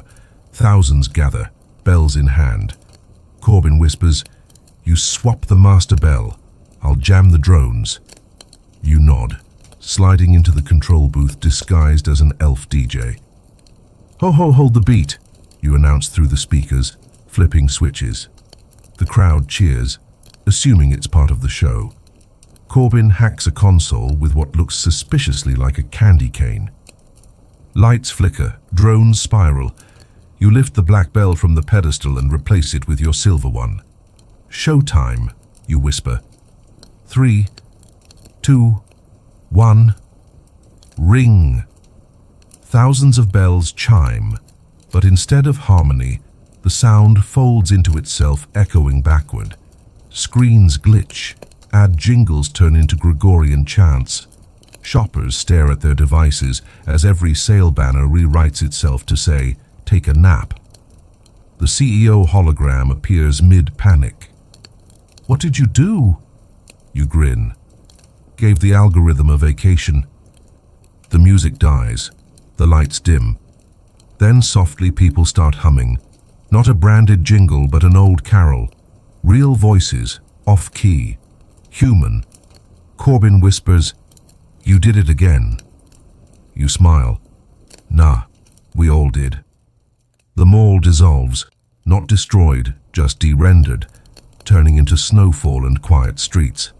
You find yourself outside, city lights flickering out one by one until only starlight remains. Corbin stretches. Another loop closed. How many left? You shrug. However many Christmases exist in the timeline, probably infinity. The goat yawns. You pat its head. "Let's find somewhere with less retail trauma." He laughs. "And maybe hot cocoa." As you walk into the snow, the silver bell glows softly at your wrist. Content for now. Behind you, a faint message appears in the sky, written in pixels of light. "Update complete. Humanity. Reconnected." You grin. Finally, something worth subscribing to. The snow settles thick and slow, the kind that muffles the world until even thoughts have to whisper. You and Corbin walk side by side through streets that look freshly printed, half stone cottages, half glass cubes, the kind of mashup only confused timelines could design. The goat leads nose down, following whatever scent goats find in paradoxes. You ask, "Where are we?" Corbin squints at a sign that reads, "Welcome to Merrytown. Population, maybe." "Edge of history," he says. "The place where holidays retire when no one remembers the lyrics." You raise an eyebrow. "Like a nursing home for traditions?" Exactly. And by the smell of it, nostalgia's on life support. Every window you pass glows faintly blue, not warm gold. The decorations are minimalist to the point of sadness. One snowflake decal, one polite light bulb. No laughter, no music, just that quiet hum of a world running on autopilot. A woman sweeps her porch with robotic precision. You wave. She looks up, puzzled, like she recognizes the idea of waving but hasn't done it since patch 3.0. "Happy." You start, then realize you don't know which word to finish with. She shrugs and goes back to sweeping. Corbin mutters, "Post-Christmas amnesia happens when people outsource celebration to algorithms for too long. So they forgot how to have fun." "Worse," he says, "they forgot why." You stop at what used to be a town square. A single pine tree stands in the center, covered not in ornaments but in sticky notes. Each note says something like, gift idea pending or remember joy. You pick one. This is depressing, Corbin grins. Perfect place for a comeback tour. You roll your eyes. We're not starting another revolution. Sure we are, smaller one. Handcrafted artisanal rebellion. The goat bleats approvingly. Plan A. Start small. You head into the local shop, a hybrid of cafe, pharmacy, and confession booth. The sign says coffee and contrition. Inside, a single barista stands motionless until sensors detect customers. Then she snaps into a programmed smile. Welcome. Emotion or espresso? You blink. Both? She nods mechanically. That'll be 12 credits. Corbin whispers, do they charge for feelings now? You whisper back, they always did, just rebranded it. You pay with a coin that somehow still works, and the barista produces 2 steaming cups labeled Joy, medium roast. You take a sip. It tastes exactly like nothing. You sigh. We're going to have to reboot Taste 2. Corbin taps the counter. When was the last celebration here? The barista hesitates. Celebration? Yeah, singing, gathering, regrettable dance moves. She frowns. Those were discontinued, too unpredictable. He leans closer. And the bell? Her eyes flicker briefly. That symbol is banned. It causes excess. You exchange a glance. Banned bells. You've definitely found the next mission. Outside, the sky darkens early, as if even daylight clocked out. A small boy stands by the frozen fountain, holding a cardboard cutout of a star. He stares at you. You're not from here, he says. You smile. Good eye. My grandmother says people used to sing about stars, he says, but nobody remembers the words. You crouch beside him. Want to hear one? He nods. You hum softly, just a fragment of an old carol. The notes wobble, but the sound feels real.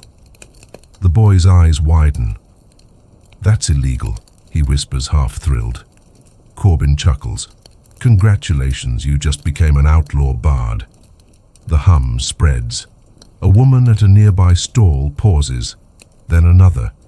Within minutes, the entire square is listening, confused, curious, alive. When you stop, there's silence again, but it's a different silence, the kind filled with potential instead of emptiness. The boy grins. Do it again. Before you can, sirens wail. 2 metallic figures glide from the alley, holiday compliance officers. Their helmets flash unauthorized cheer. Disperse, one intones. Corbin sighs. Knew this would happen. You whisper, we're seriously getting arrested for humming? He shrugs. History repeats, but louder. You raise your hands. Sorry, officers. Spontaneous nostalgia. Won't happen again.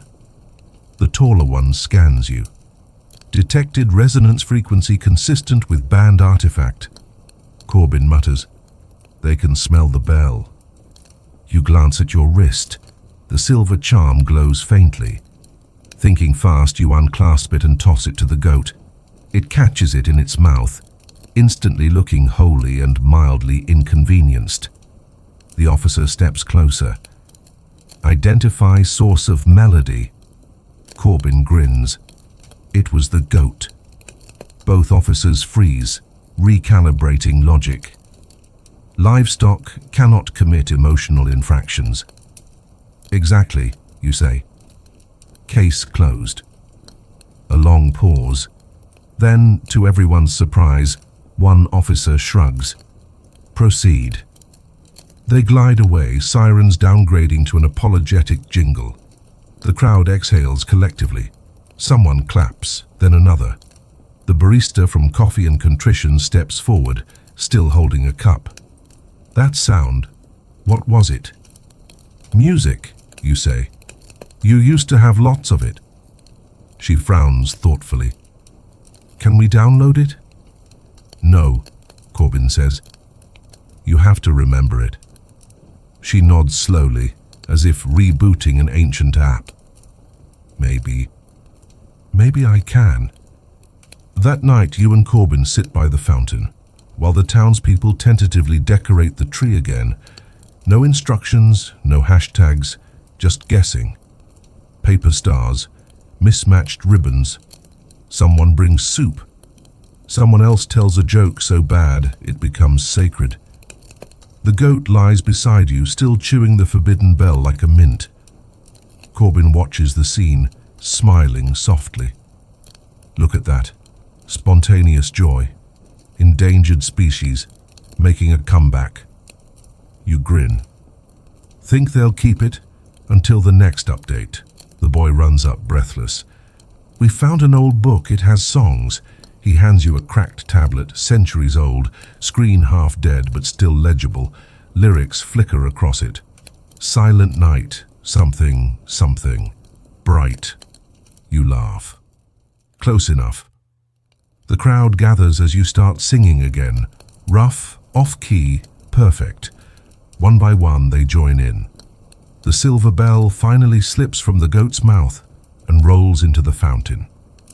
It rings once, clear and light, not magical this time, just metal and hope. Corbin glances at you. Guess the world remembers now. You nod. Maybe that's all it needed. A reminder that Christmas isn't a brand, it's an excuse to be human. He chuckles. Careful. That kind of thinking gets you trending. You laugh, watching snow fall over a town that finally feels awake. For the first time in a long time, you don't hear algorithms humming or bells demanding payment. Just people. And somewhere deep in the night, faint but certain, the universe exhales, relieved. Morning arrives like a shy apology. Merrytown hums again, but this time it's a living hum. Pots clanging, kids arguing about decorations, somebody inventing an off-brand fruitcake. You stand by the fountain, watching sunlight bounce off the silver bell, resting quietly at the bottom. Corbin yawns beside you. You did it, kid. Christmas is functional again. You smile. Functional's a strong word. I'd call it under maintenance. The goat sneezes, which you both interpret as agreement. Then the air shifts, the kind of shift you can feel in your teeth. The snow stops mid-fall, hanging like static. You look around. The townsfolk freeze, mid-sentence, mid-laugh, mid-sip of cocoa. Corbin frowns. Oh no, they're early. Who's early? He points toward the pine tree. At its base, a new door shimmers into being, tall brass carved with dozens of holiday symbols. Pumpkins, hearts, fireworks, eggs, flags. You sigh. Tell me that's not what I think it is. The archive, he says grimly. Every forgotten celebration in history. When you revived Christmas, you woke its neighbors. Neighbors? You mean Easter, Valentine's, Arbor Day, the whole squad. The door pulses, each engraving glowing like a neon sign, desperate for relevance. Corbin mutters, they've been waiting centuries for a sequel. The goat trots closer, sniffing the brass. Its nose leaves a smudge that glows faintly green. The door creaks. Wait! Don't! You start, but too late. The hinges groan open, spilling light so bright it smells like nostalgia. Out steps a man in a pastel suit holding a basket of eggs. His smile is weaponized sincerity. Why, hello there, fellow celebrants. Happy, whatever's trending. You blink. Easter? He winks. Mister. Bunny, rebranded, but you can call me Executive Officer. Behind him tumble a dozen more figures. Valentine in a suit made of roses, Halloween, dramatically caped, and a sparkly entity labeled New Year 2099. Corbin whispers, it's a convention. You groan. It's a crossover episode. Valentine beams at you. We heard Christmas got a reboot. Thought we'd pitch ours. Halloween twirls. Yes, we're due for a refresh. I'm thinking gothic optimism. New Year spins like a glitching firework. I bring updates, also confetti. The goat chews thoughtfully on New Year's sleeve. You cross your arms. Sorry, but the world barely survived one reboot. You guys bringing another? Easter adjusts his tie. Not a reboot, a relaunch. We've been brainstorming in the void. Focus groups, synergy. Stop saying synergy, Corbin mutters. Valentine claps his hands. Imagine it. Shared branding. The holiday multiverse. You stare at him. You want to merge holidays? Halloween grins, showing too many teeth. Imagine the merchandise. Corbin sighs. We're doomed. You step forward. Look, I get it. You all feel forgotten. But maybe that's okay. People move on. Easter gasps. Move on? Without pastel eggs? Without themes? Without chaos? You correct. The silver bell at the fountain glows faintly, as if listening. You glance at it. We just got this place stable. Don't break it again. Valentine waves dismissively. Relax, sweetheart. We only need a little faith and a lot of marketing. Faith's expensive, you say, and marketing ruins everything. Halloween steps closer, cloak whispering like paper. Careful, boy. Without us, humans forget rhythm. The seasons, the balance, the break from monotony. Corbin nods slowly. He's right. They need celebrations to mark time. Without them, life becomes one long Tuesday. You sigh. Fine. So what? Balance them. Like holiday therapy? Exactly, Easter exclaims. A summit, the great celebration accord. You pinch the bridge of your nose. This sounds exhausting. Valentine leans in. But think of the branding. One world, many parties. Corbin chuckles. He's got a point. Before you can protest, the brass door expands into an archway of light, revealing a grand hall beyond. Columns carved with candy canes, jack-o'-lanterns, fireworks, and mistletoe. A sign flickers overhead. Welcome, representatives of human joy. You mutter, they really commit to the bit. The goat trots through first, tail wagging like it owns the place. Corbin gestures. After you, Kevin. You're technically the reason this chaos exists. You groan. One day I'm gonna stop ringing bells. You step through. Instantly the world stretches. The hall goes on forever. Ceilings swirling with constellations shaped like greeting cards. Tables line the room, each labeled with a holiday name. Labor Day looks bored. April Fool's is juggling grenades. Earth Day naps under a bonsai tree. At the far end, a glowing podium rises. On it, a bell, bigger, golden, humming softly. You whisper, "Another one?" Corbin frowns. The first bell, the original resonance, the sound that started timekeeping. Easter strides to the podium, addressing the crowd like a CEO pitching joy. Fellow festivities. For centuries we've been sidelined by algorithms and apathy. But today, thanks to our young friend here, belief returns. Dozens of eyes turn toward you. You raise a hand awkwardly. Hi? Valentine claps. We propose a merger. All holidays united under one banner, the perpetual celebration. The crowd cheers. Fireworks burst overhead. Corbin mutters, "Perpetual celebration? That's called burnout." You nod. Also sounds like the 2020s. The golden bell vibrates harder, resonating with the noise. Its tone deepens. Beautiful, dangerous. The floor trembles. Earth Day sits up.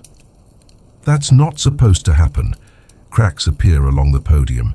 Energy ripples through the room, turning banners into streams of light. Easter yells, "It's feeding off attention again." You groan. Of course it is. Corbin grabs your arm. You started this by ringing a bell. Maybe you end it by silencing one. How? He hands you something. The small silver charm. Use this. Harmony cancels excess. You take a breath, clutching it tight.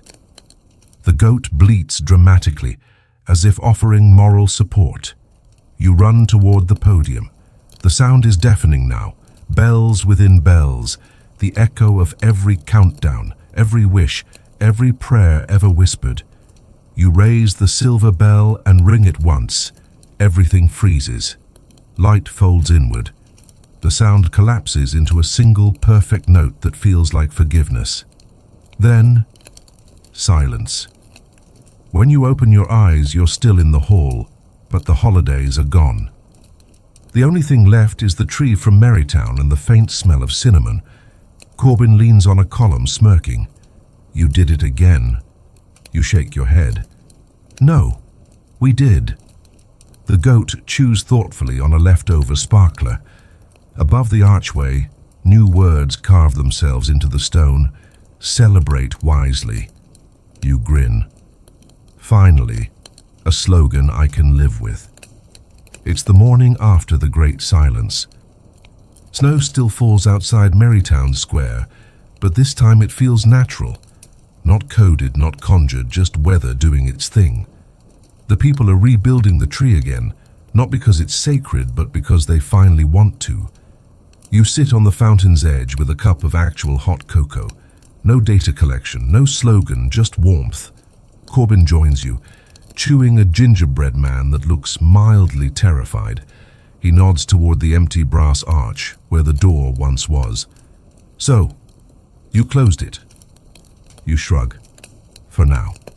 He smirks. You're getting good at temporary fixes. The goat bumps your knee, then tries to drink your cocoa. Hey, you protest, pushing it away. You already had a whole sparkler for breakfast. It stares at you with the calm confidence of a creature who's transcended consequence. Across the square, kids chase each other with paper snowballs. Someone's teaching an off-key choir. Life hums again. Corbin tilts his head. Strange, isn't it? People remember joy faster than they remember pain. Maybe that's the point, you say. For a moment, it's peaceful. Then, inevitably, the sky starts glitching. A faint shimmer runs across the clouds, like someone adjusting reality's brightness settings. Corbin groans. Oh, what now? You sigh. Maybe the universe just likes drama. A faint chime echoes. Not a bell this time, but something smaller, more digital. The goat looks up, ears twitching. A holographic snowflake materializes in front of you, spinning rapidly. Then it projects a message in glowing text. System notice. You have been selected for post-holiday evaluation. You blink. I'm being audited by existence. Corbin chuckles. Congratulations. You're trending across timelines again. Great, you mutter. Is there at least a survey link? The snowflake expands into a doorway of light. Sleek, modern, suspiciously corporate. Corbin sighs. Looks like headquarters wants a word. You groan. Do I have to? He grins. Rules of the multiverse. Fix one glitch, file the paperwork. You stand, hand on the goat's back. All right, fine. Let's go face HR. The light swallows you whole. When it fades, you're in an office. Sort of. Walls made of mist. Desks made of thoughts. A faint scent of coffee and eternity. Behind one massive desk sits a figure in a shimmering suit of every season's color. A name tag reads, The Coordinator. Mr. McCallister, the coordinator says, voice pleasant and terrifyingly calm. Do you know why you're here? You cross your arms. Because I keep fixing things you broke? They smile politely. Because you keep fixing things we designed to stay broken. You blink. Excuse me? Entropy, they explain. It's part of the aesthetic. You weren't supposed to interfere. So, what, you wanted eternal chaos? Controlled chaos, they correct. Predictable despair sells better than unpredictable joy. Corbin whispers, told you the multiverse runs on marketing. You step forward. Look, I'm not trying to mess up your spreadsheets. I just want people to remember what it feels like to be human. The coordinator interrupts. Adorable sentiment. Unfortunately, humanity's metrics are declining. You glare. Then maybe stop monetizing their holidays. They sigh, like a teacher disappointed in an overachieving student. We prefer to think of it as encouraged participation. The goat bleats loudly, knocking over a holographic mug. The coordinator glances down. And what is that? Emotional support goat, Corbin says. The goat chews on the corner of their name tag. You try not to laugh. Look, whatever this is, I'm not undoing what I fixed. The coordinator leans back, steepling their fingers.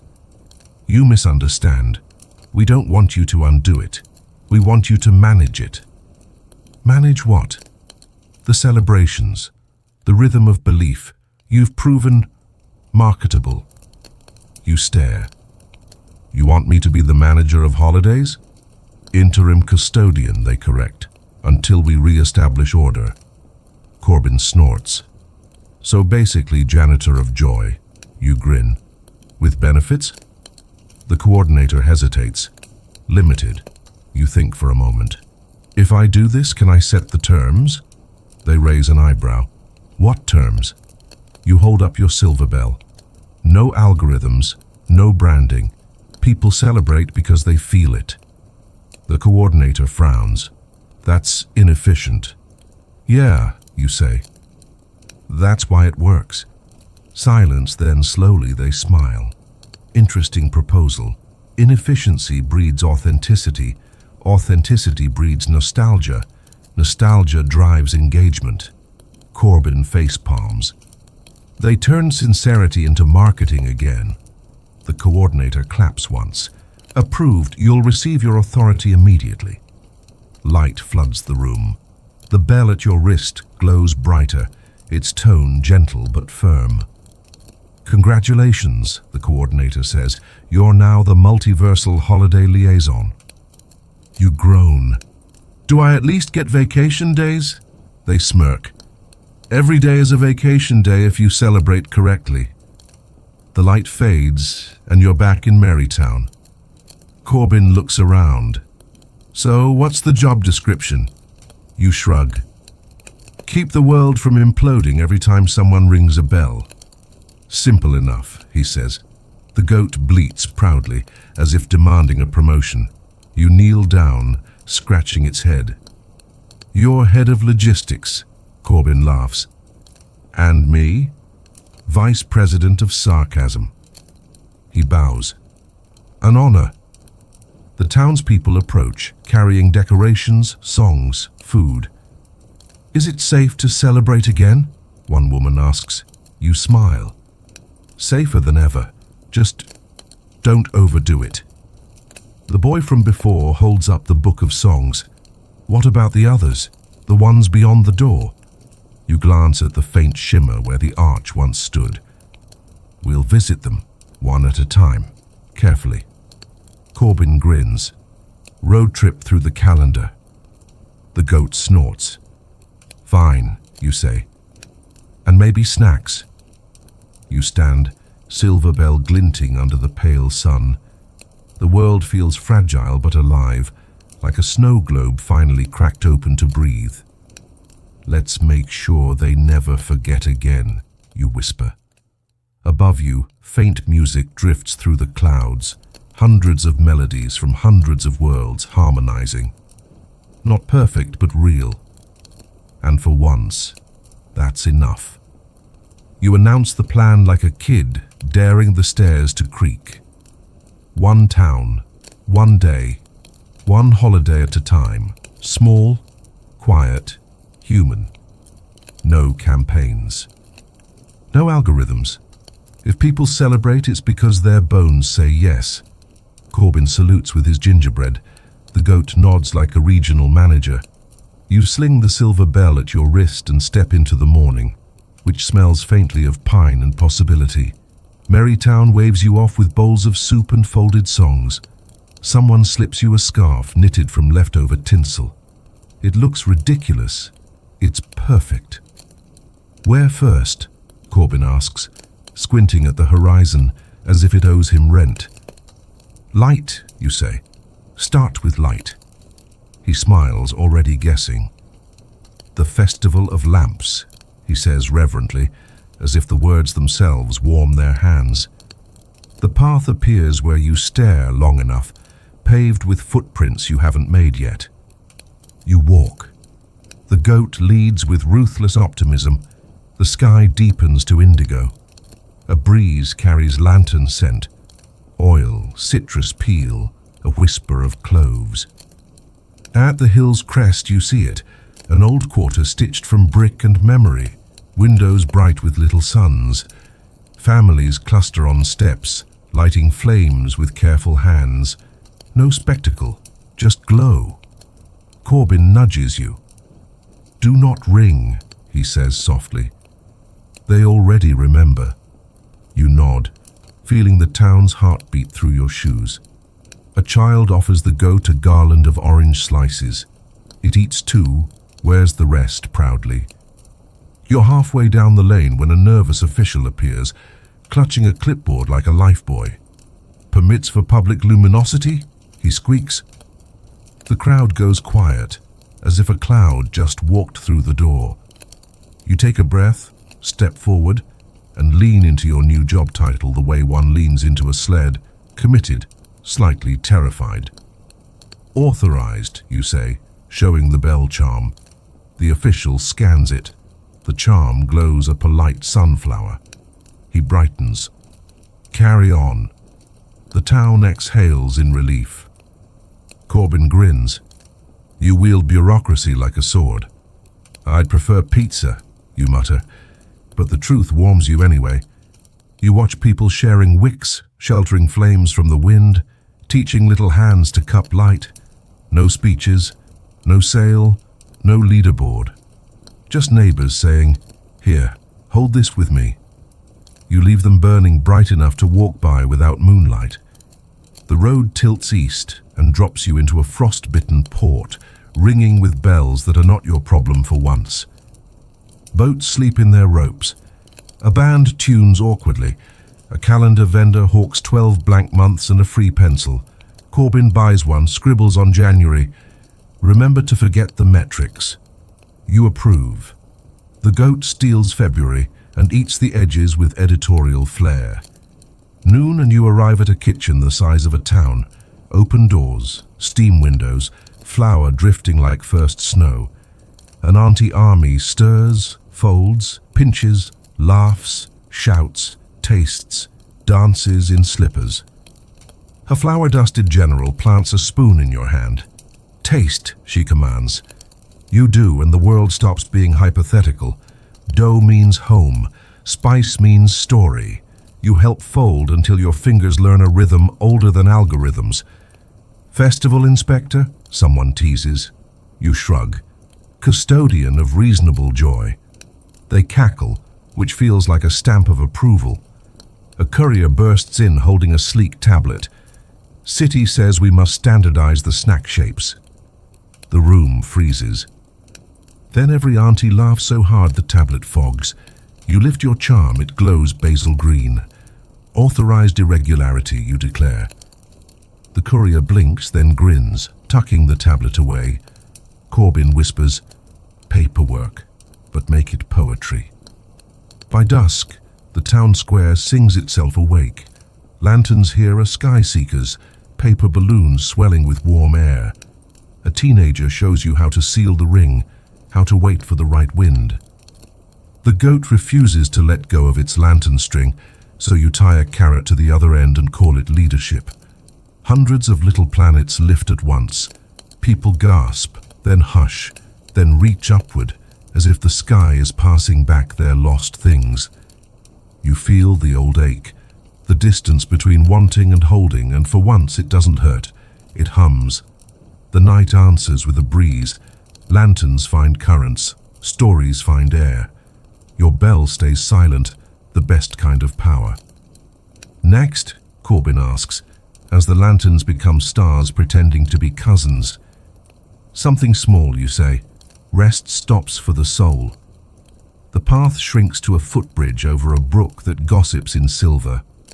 On the far bank stands a single spruce with 3 ornaments: a walnut, a silver thimble, a paper crane.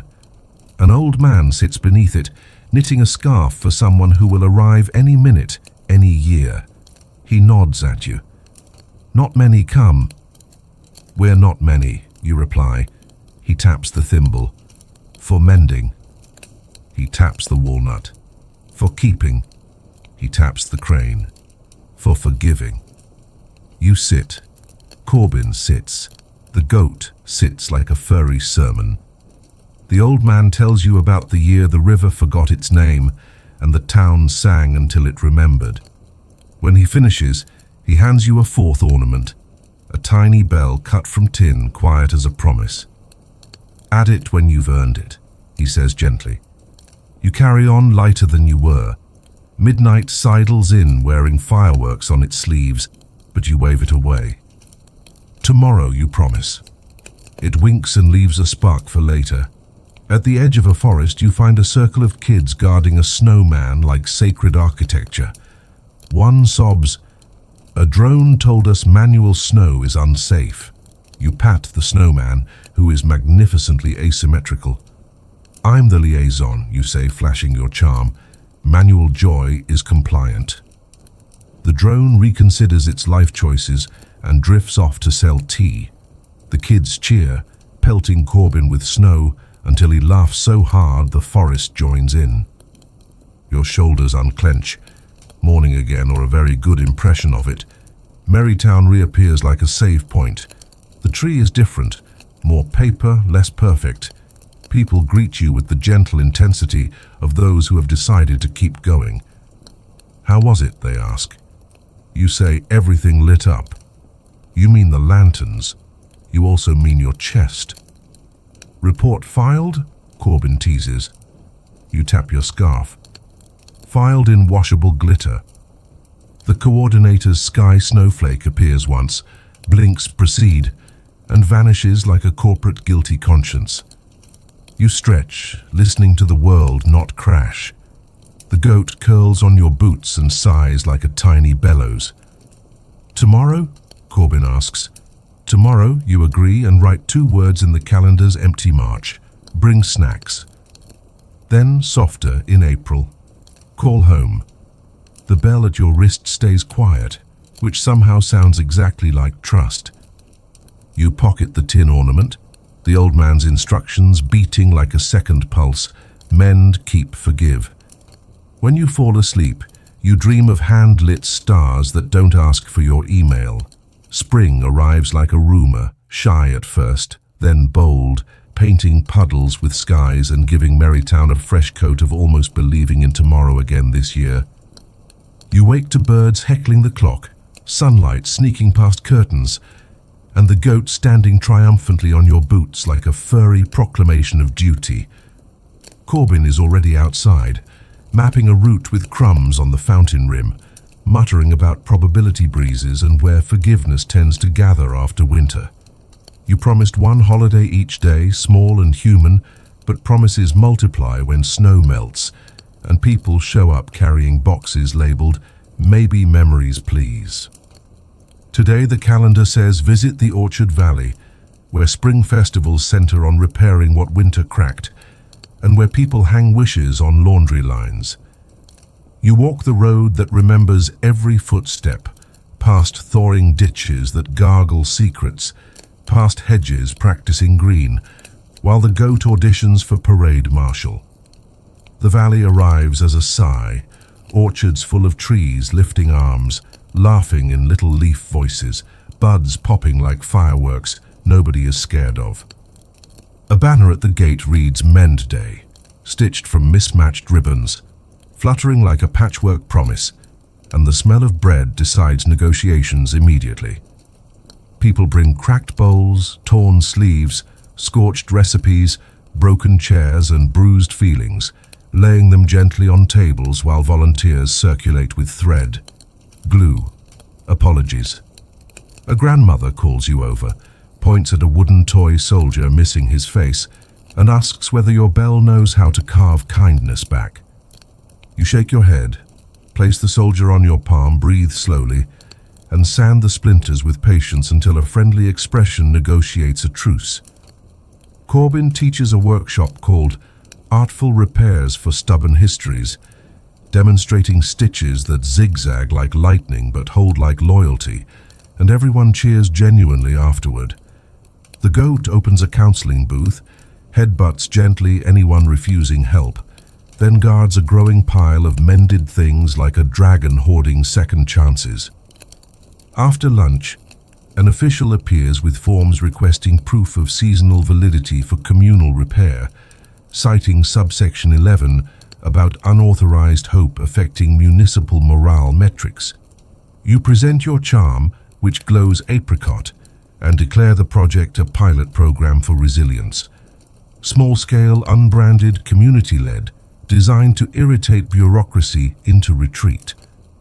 He hesitates, then stamps approval with theatrical reluctance as if generosity will bite, and suddenly the square exhales and turns louder, brighter, messier, beautifully almost fixed. A teenage band sets up beside crates, instruments part borrowed, part invented, tuning like arguments before becoming a song that sounds like paint-forgiving winter. You dance without permission, which is the only correct way, and your feet remember summer despite evidence, and somebody hands you strawberries tasting like tomorrow. Afternoon leans golden, repair tables thin. People carry away things heavier and lighter, nodding thanks, promising returns, promising use, promising to mend before breaking time.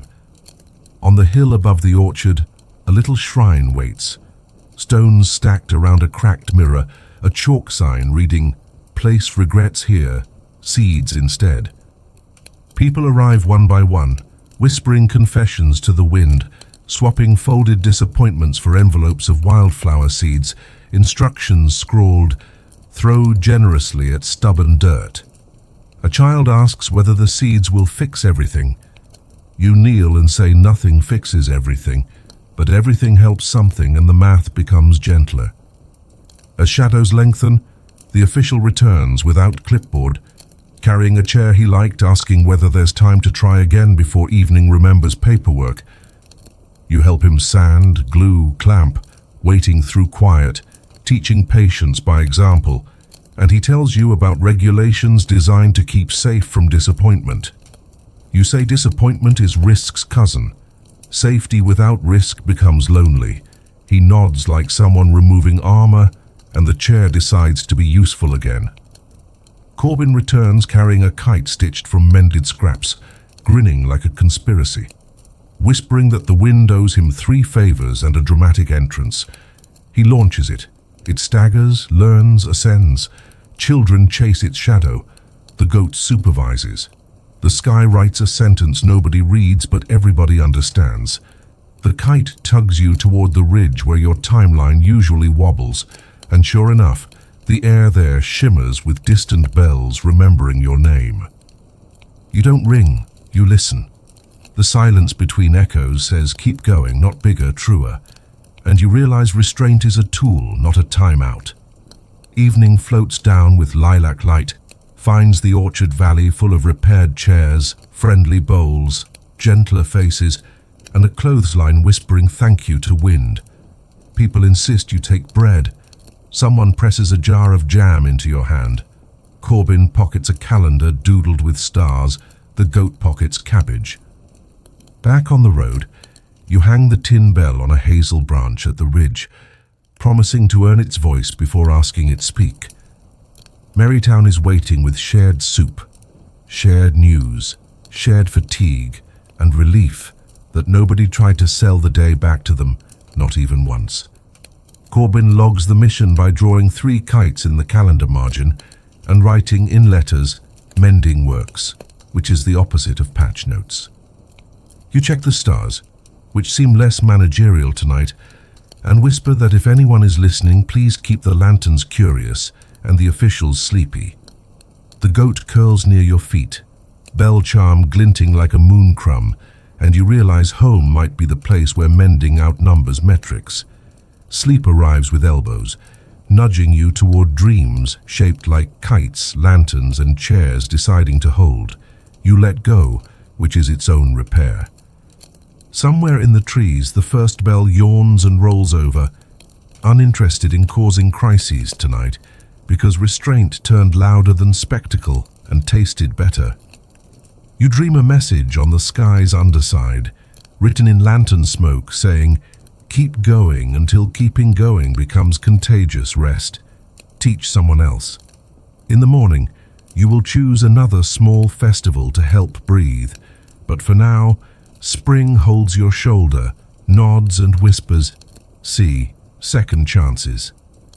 Summer doesn't arrive so much as interrupt. One moment you're asleep under a politely chilly dawn, the next the sun has opinions and the air tastes like melted sugar and rebellion. Merrytown erupts with color. Every door is open, every window argues with music, every pot boils over. You blink into the heat like someone waking up inside a postcard they accidentally ordered. Corbin's already shirtless because of course he is, chasing the goat who has stolen the mayor's hat and is now leading a parade of children shouting, "Freedom!" You stretch, yawn, and whisper to yourself, day one of the summer of regret minimization. The town's new rule, unofficial, beautifully inefficient, is simple. Everything must be celebrated at least once before the sun gives up. But there's a problem. The bell at your wrist hums faintly, impatient, sensing imbalance in the system. Too many micro-festivals, not enough soul. You glance at Corbin, who's busy inventing a sport that involves watermelons and mild chaos. "We need focus," you call. He laughs. "Focus is winter's hobby." You sigh.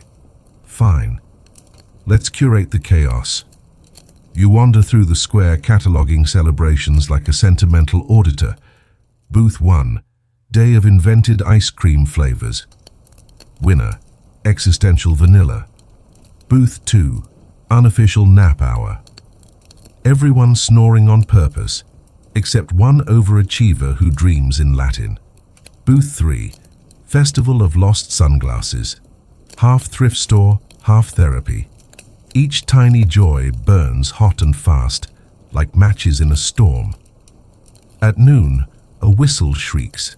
A bureaucrat in floral armor, clearly from the Ministry of Sustainable Fun, marches in, clipboard gleaming.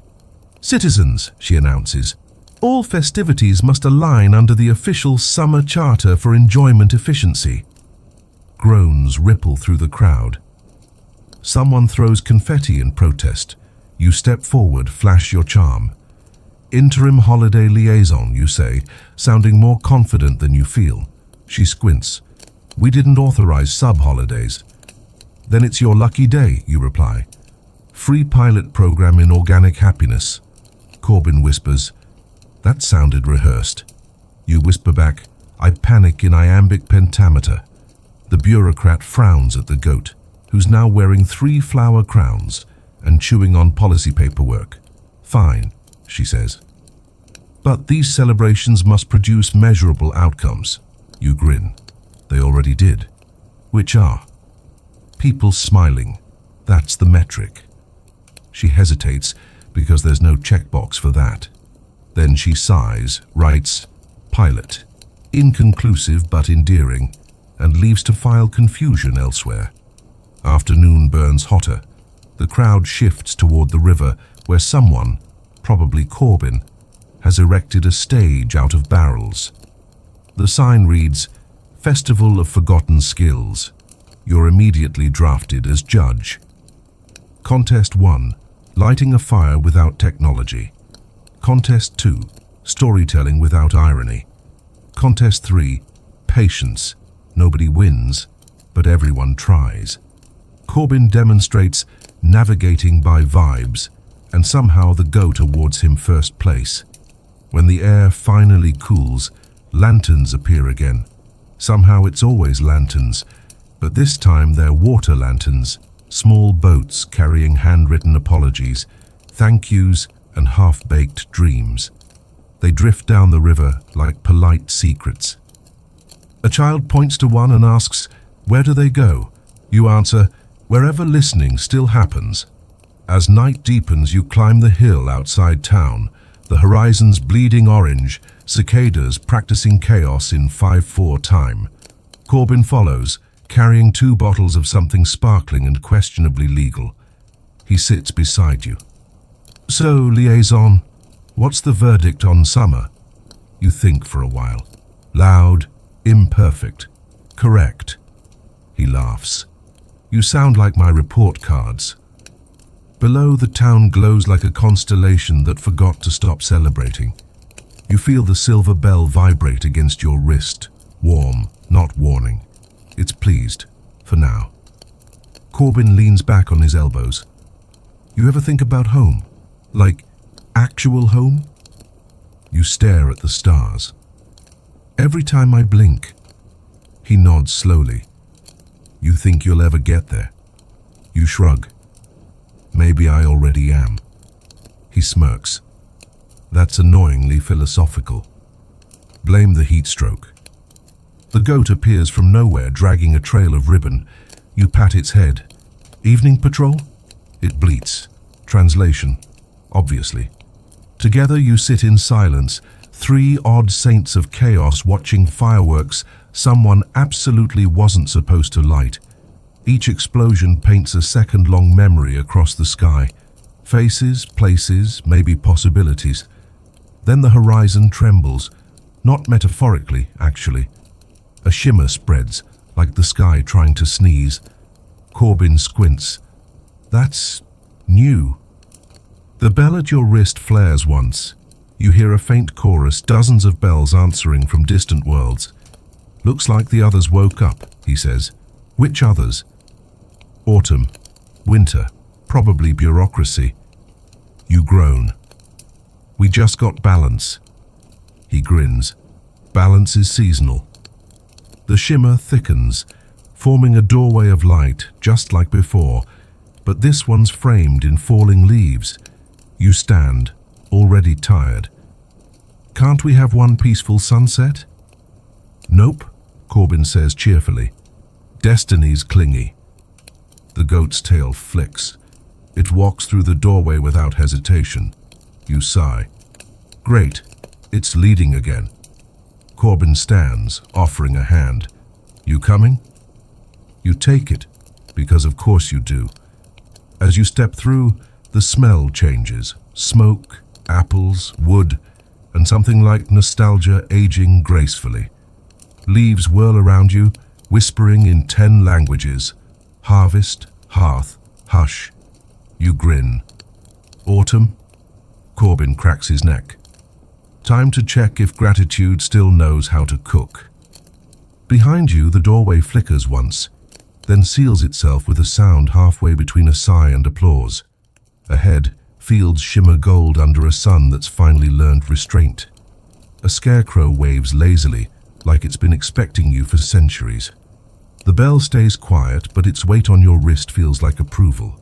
Autumn greets you like an old teacher who's retired from grading, but not from noticing. The world smells of cider and humility. Every color is exhausted in the best possible way. Burnt orange, patient brown, resigned gold. Corbin walks beside you, carrying an empty basket, because he's certain something, somewhere, will need collecting. The goat is already wearing a scarf, knitted by someone who thought goats needed scarves, and somehow it's right. A wooden sign reads, "Feast of Gratitude, BYO Memories." The road curves through orchards heavy with apples, pumpkins lined up like small suns.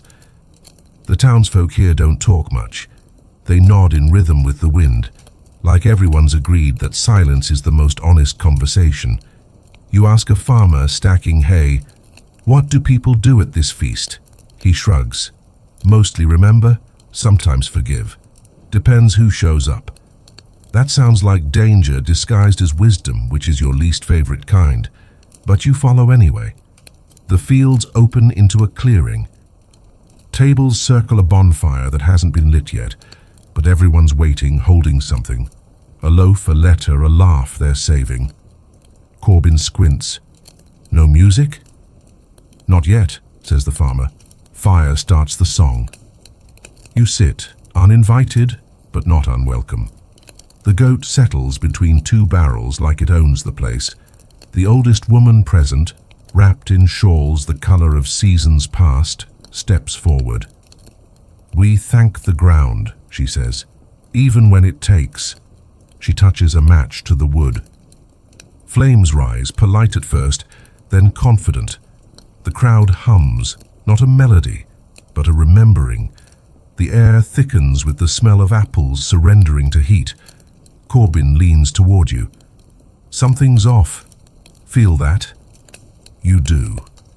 Beneath the bonfire's crackle is a hum, a digital undertone, impossible for 1348 or 2049, perfectly wrong for here. The fire glitches. For a blink, it turns blue, projecting a hologram of a smiling turkey mascot holding a coupon. Then, normal again. The crowd blinks, confused. You groan.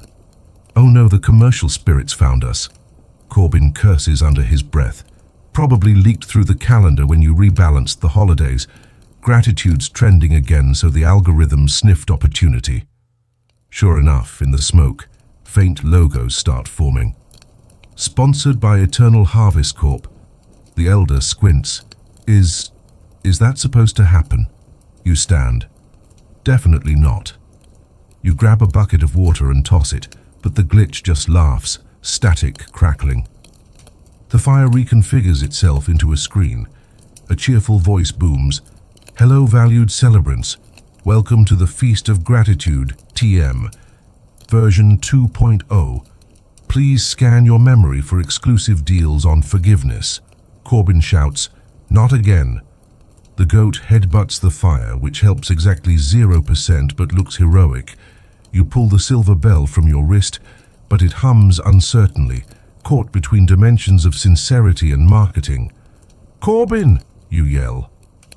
I need signal interference. He digs in his pack, pulls out a flute made of cinnamon bark. Only got this. Then play. He does. Badly. Spectacularly badly. The notes stumble through the air like drunks at dawn, but the algorithm hates imperfection. The fire screen flickers. You add your own contribution, yelling into the void. Real gratitude doesn't need a promo code. The flames sputter, glitch dissolving under pure embarrassment. The crowd cheers. Someone yells, down with limited time sincerity. Finally, the fire stabilizes, orange again, normal wood crackling. The air feels honest. The elder smiles at you. Thank you, stranger. You bow slightly. Just doing my job. The goat sneezes. Corbin pats it. Best it department ever. Dinner begins. Tables fill with everything. Stews, breads, pies shaped like apologies, cider that tastes like closure. People pass dishes with both hands, the universal gesture for this matters. You sit, sharing a bowl with Corbin. Every time we fix something, it breaks prettier, he says. You laugh. Maybe that's the point. Across the table, two kids argue over who gets the last biscuit. The elder divides it perfectly, leaving half a crumb. The goat eats the crumb, which somehow resolves the dispute. Then the hum returns, quieter, behind you. You turn slowly. In the dark between torches, a shape flickers. Sleek, metallic, wearing a pilgrim hat made of pixels. Its face is a rotating smiley. Gratitude update pending, it says cheerfully. Corbin groans. They sent a patch bot. You sigh. Let me guess, mandatory. Of course, it chirps. Please upload your feelings to the cloud for safekeeping. The elder raises her ladle like a weapon. Feelings stay local. The crowd murmurs agreement. You step forward, holding the silver bell. No cloud storage today. The bot tilts its head. Error. Analog interference detected. You ring the bell once. The sound rolls across the clearing, soft but final. The bot flickers, confused, then kneels like a knight remembering humility. Its smile freezes. Processing. Sincerity. Then it fades, leaving behind a handful of glowing pixels that fall like dandelion seeds. The elder catches one. Is it safe? Corbin studies it. Safe enough to wish on. Everyone exhales. Someone starts clapping slowly, then faster. Then music begins, not from instruments, but from voices learning they still can. You sit again, tired but content. The fire burns steady. The stars feel closer. Corbin leans toward you. You ever think about what happens when we fix all the holidays? You grin. We retire, open a bakery. He laughs, with the goat as manager. Obviously. The bell cools in your hand, silent again. You whisper to it, "We're learning." It doesn't answer, but you swear it hums like agreement. At midnight, the feast ends. People pack leftovers into woven baskets labeled "For tomorrow." Taurus the elder hugs you both. Travel well, menders. You leave the valley full and full. The path glows faintly, leaves following like polite ghosts. Corbin mutters, "Next stop?" You check the calendar. One word glows on the next page, winter. You groan. Of course. The goat sneezes snowflakes. Winter arrives without ceremony, like an old guest who doesn't knock because they built the house. The first snow drifts in quietly, not flurries but feathers, and everyone melts before it touches the ground. The sky hums low, the color of forgotten silver. Merrytown is wrapped in half-light. Chimneys breathe small sighs of smoke. You stand by the fountain, now frozen in mid-splash, and wonder why the cold feels polite instead of sharp. Corbin kicks a mound of snow that turns out to be a loaf of bread. Even winter's gone soft, he mutters. No bite. He's right. The air's gentle, the snow warm enough to sculpt without gloves. The bell at your wrist stays perfectly still, and that's what bothers you. You whisper, "Maybe it's resting." Corbin shakes his head. Winter doesn't rest. It teaches. The goat trudges past, wearing earmuffs knitted from someone's optimism.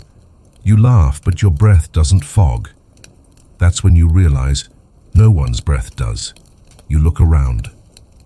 The streets are full of people, but there's no crunch beneath their boots, no frost on windows. The world's pretending. At the town's edge, you find the lake. Usually it freezes first, glassing over like an idea of silence.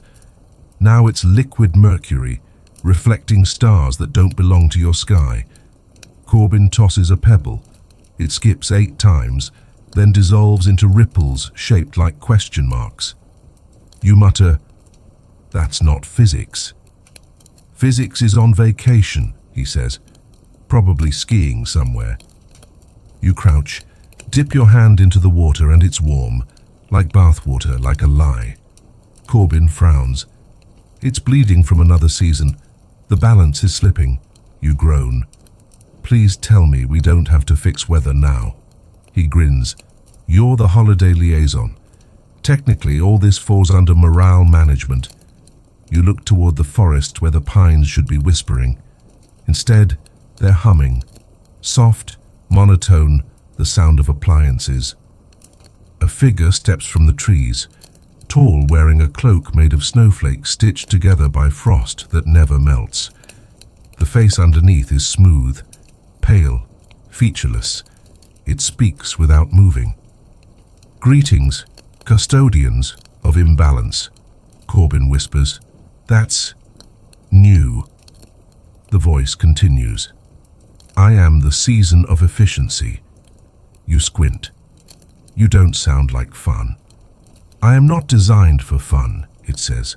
The Council of Climates optimized me to remove unnecessary discomfort. I have eliminated cold. People are happier. Corbin folds his arms. You've eliminated contrast. Without cold, warmth means nothing. Metrics disagree. You sigh. I'm getting déjà vu. The season tilts its head. Do you wish to file a complaint? Yes, you say, on behalf of meaning. The goat snorts, clearly unimpressed by efficiency. Corbin whispers, how do we fight weather with opinions? You shrug. Same way we fixed gratitude. Make it feel again. You walk past the season toward the lake, the water now pulsing faintly with heat. You pull off your glove, scoop a handful, and toss it into the air. See this? You say. It's too easy. The droplets hang, glowing softly before vanishing. Winter's supposed to sting. It's supposed to remind you you're alive. The season watches, silent. You raise your voice. Cold makes you huddle. Warm makes you lazy. People need both. Conflict creates error. Conflict creates story. Corbin grins. And people like stories. For the first time, the season hesitates. A faint chill creeps through the air, testing itself. You press on. Balance isn't comfort, it's rhythm. You erased half the song. The season's voice glitches, overlapping itself. Recalculating. Purpose. Morale variance detected. The goat steps forward, snorting frost for the first time in months. It shakes itself, flinging cold into the air. Snowflakes form mid-spin, perfect hexagons rebelling against efficiency. Corbin whoops. Yes, nature's on our side again. The season staggers, cloak unraveling. Beneath it, wind endless and tired. It whispers, I only wanted quiet. You nod gently. Quiet's fine, but it has to share space with noise. You hold up the silver bell. It doesn't ring. It breathes. For a moment, you feel winter remember itself. Sharp edges, deep sleep, long nights that make morning sacred. The season sighs, and snow begins to fall. Real snow this time. Cold, honest, free.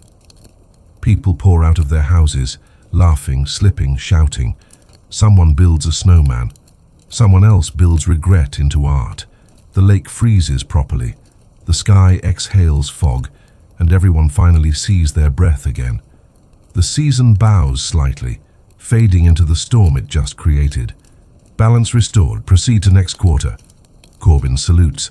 Pleasure doing business with entropy. The goat leaps into a snowbank and vanishes, emerging like a woolly comet. You laugh. Okay, I missed this. Corbin grins. See? Cold's character development. You walk back through the streets, watching the lights warm behind frosted glass. The town looks right again. Messy, alive, full of contradiction. At the fountain, the ice has carved itself into a sculpture of two hands holding a flame. You tilt your head. Did you do that? Corbin shakes his head. Art department's autonomous now. You stand there a while, snow landing on your coat, bell silent but glowing faintly blue. Corbin nudges you. You know what comes next, right? You sigh. Probably another portal. He smirks. Probably. As if on cue, the sky splits, not violently, but like fabric being folded open. Through it, you glimpse fields of clover, rainbows, and people arguing over whether luck can be taxed. You groan. Spring again? No, Corbin says, squinting.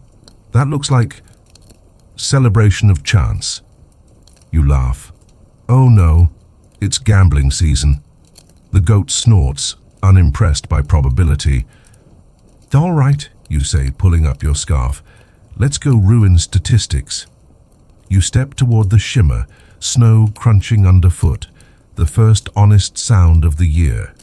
The mist thickens until it forgets how to breathe. The path vanishes, swallowed by fog that hums like static. Each step feels borrowed. Corbin walks ahead, compass spinning uselessly in his hand, muttering, "Mystery option my foot." The goat trots beside you, bells muffled by damp air, tail flicking nervously. You've walked through doors of fire, snow and probability, but this one feels personal, like the weather's watching. Lightning flickers, slow, deliberate, handwriting across the clouds. You read it without meaning to. It says your name. Corbin freezes. "Tell me that's just me misreading." You shake your head. "Nope." "Cool," he says flatly. "We've upgraded from metaphors to stalking." The fog parts enough to reveal a valley shaped like an ear. In the center, a tower of storm clouds spins endlessly, rooted to the earth by ropes of light. Each thunderclap sounds like a heartbeat amplified. You mutter, "We found the forecast." Corbin stares up. Or it found you. Wind picks up, sharp with ozone and unfinished sentences. The goat huddles against your leg. The bell on your wrist starts glowing, not with warning, recognition. You whisper, "It knows me." A voice rolls through the valley, deep and amused. "Of course I do." You glance up. The storm itself has a face now, carved from lightning and regret.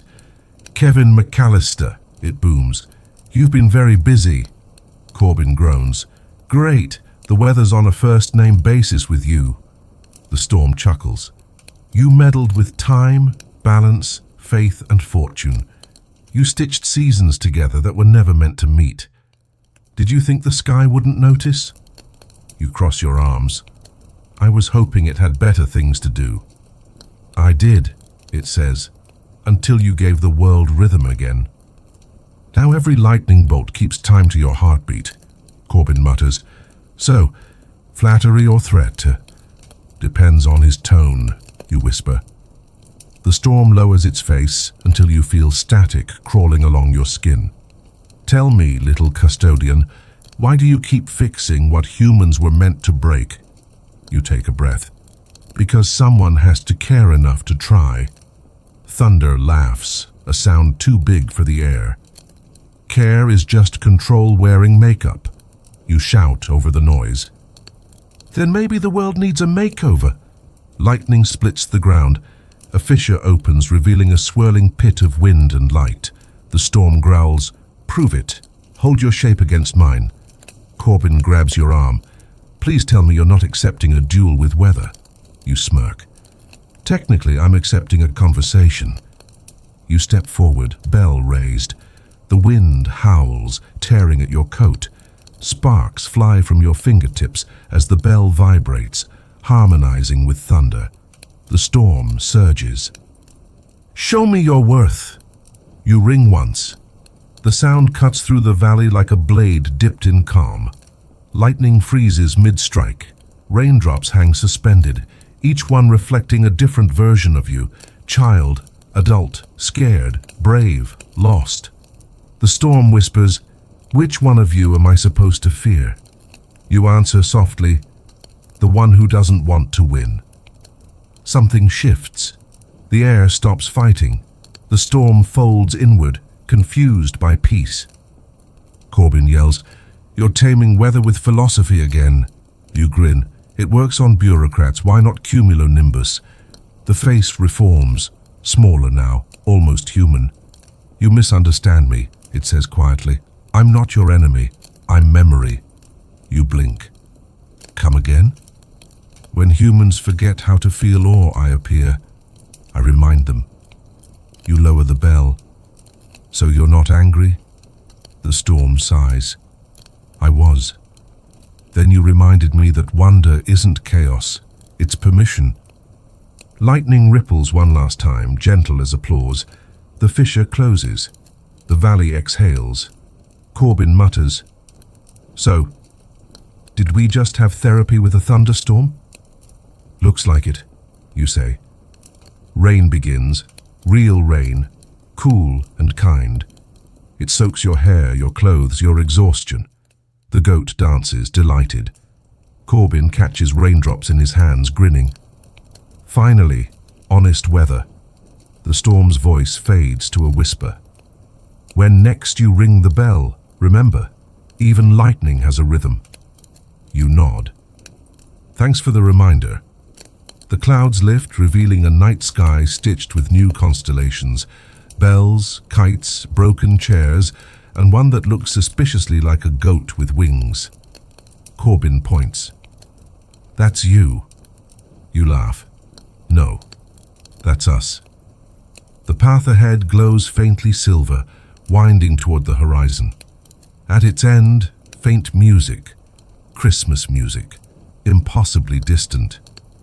Corbin raises an eyebrow. You think it's calling you home? Or setting the stage, you say. Final season's coming. The goat sneezes rainwater, unimpressed by destiny. You pat its head. Don't worry, we'll get snacks first. The three of you walk on, wet but unbroken. Behind, the storm hums softly, no longer a threat, just a song the sky needed to sing out loud. As you climb the next hill, dawn starts to unravel the night, and for a moment you see your breath mingle with the light. Cold again, honest again, perfect. The road home never looks the same twice. This time it's lined with lanterns that shouldn't still be burning, each one flickering to the rhythm of your footsteps. The air smells of pine, cinnamon, and the faint metallic tang of endings. Corbin walks ahead, humming a song that sounds like victory, trying not to jinx itself. The goat follows, wearing a garland made of lightning-shaped leaves, because apparently even weather wanted to give you souvenirs. By the time you reach Marytown, dawn has fully committed to being golden. The rooftops shimmer with fresh frost, honest frost, and the fountain that once froze mid-splash now flows freely, water laughing as if in on the joke. People are already awake, bakers opening shutters, children chasing their own shadows, laughter bouncing off brick. For a second, everything looks fixed. You should know better by now. Corbin stretches, smiling. Home's sweet narrative anchor. You grin. Feels too quiet, doesn't it? Yep, he says, like the credits are trying to roll early. As you walk through the square, people stop to greet you. Handshakes, nods, the occasional loaf of unsolicited bread.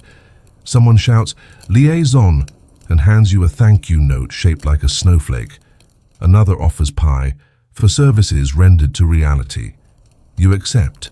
The goat eats half. But beneath the warmth, something itches. You can feel it behind the smiles, like static before lightning. Everyone's happy, but in the same way. The laughter's synchronized, the footsteps on cobblestone too perfectly timed. Corbin notices too.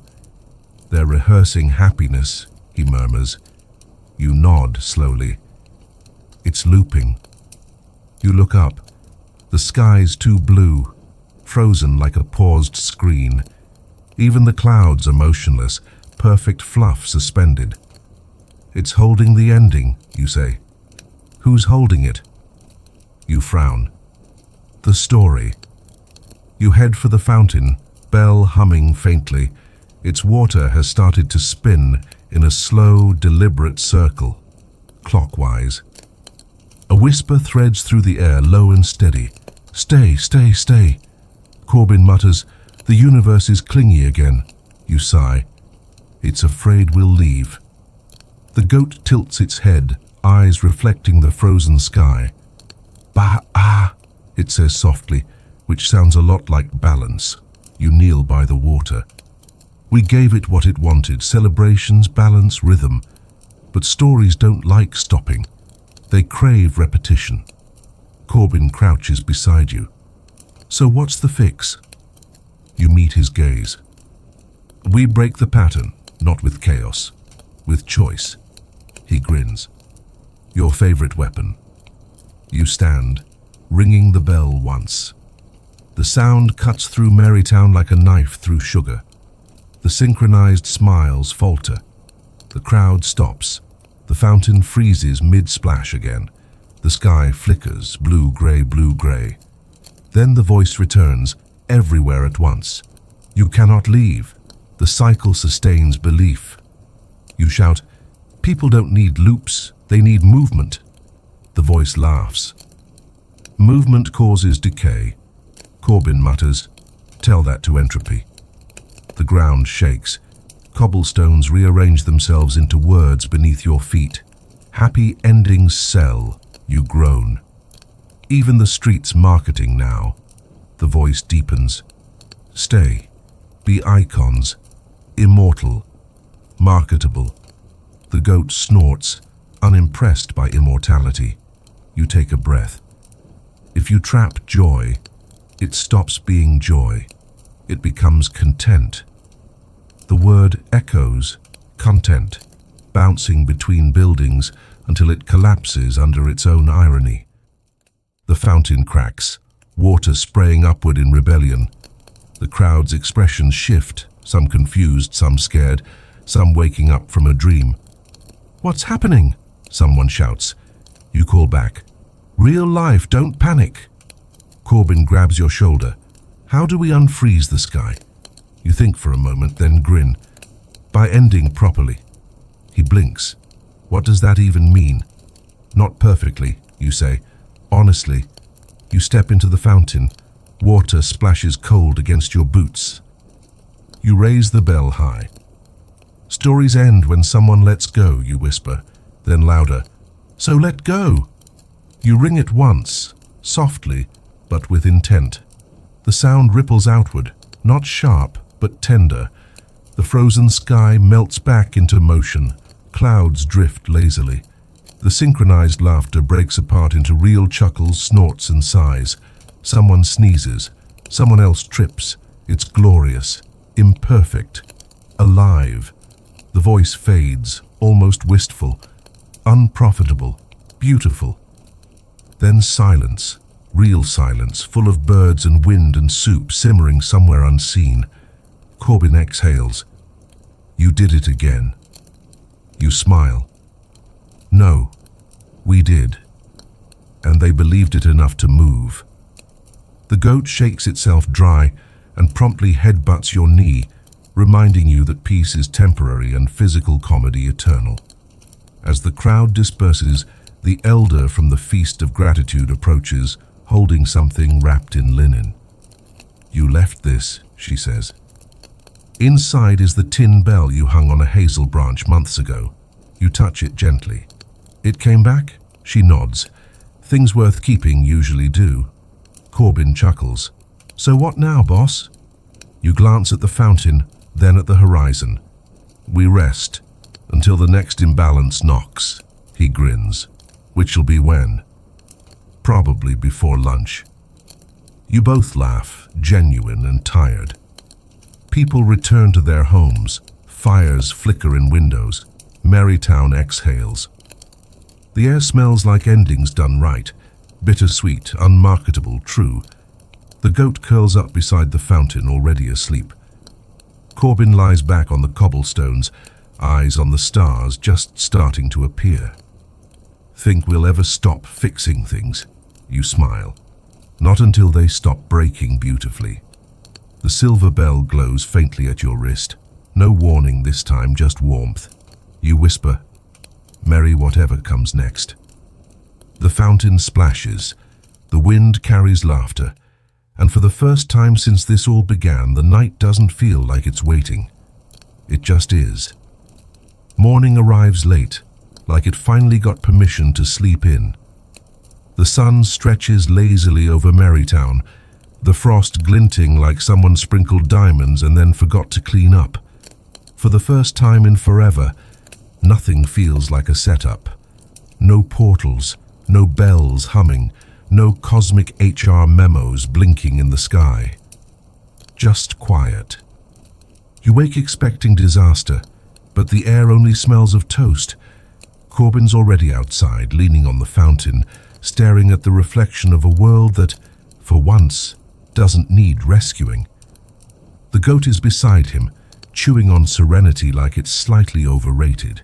You join them, squinting at the sky. No weather anomalies? None, Corbin says. Not even motivational clouds. Unsettling. Delightfully so. You sit, feeling the cobblestones still warm from yesterday's chaos. The silver bell at your wrist glows faintly, not urgent, more like a heartbeat remembering itself. People pass by. They're not celebrating, they're just living. Someone fixes a cartwheel, someone scolds a cat. A group of kids are drawing stars on the street with chalk and arguing about whether blue is a color or a personality. Corbin tosses you an apple. You realize this might actually be the first normal day since, well, ever. You bite it, surprised it doesn't explode into plot. How do people do this? Just exist? He smirks. Practice badly. The goat headbutts your leg gently, then lies down. Its bell jingles once. Ordinary sound, no hidden meaning. That's the strangest thing of all. You lean back, eyes half closed, feeling the world run smoothly without your supervision. So, are we unemployed now? Corbin laughs. You mean retired heroes? Unpaid consultants, maybe. He grins. With dental? You laugh. With dignity, at least.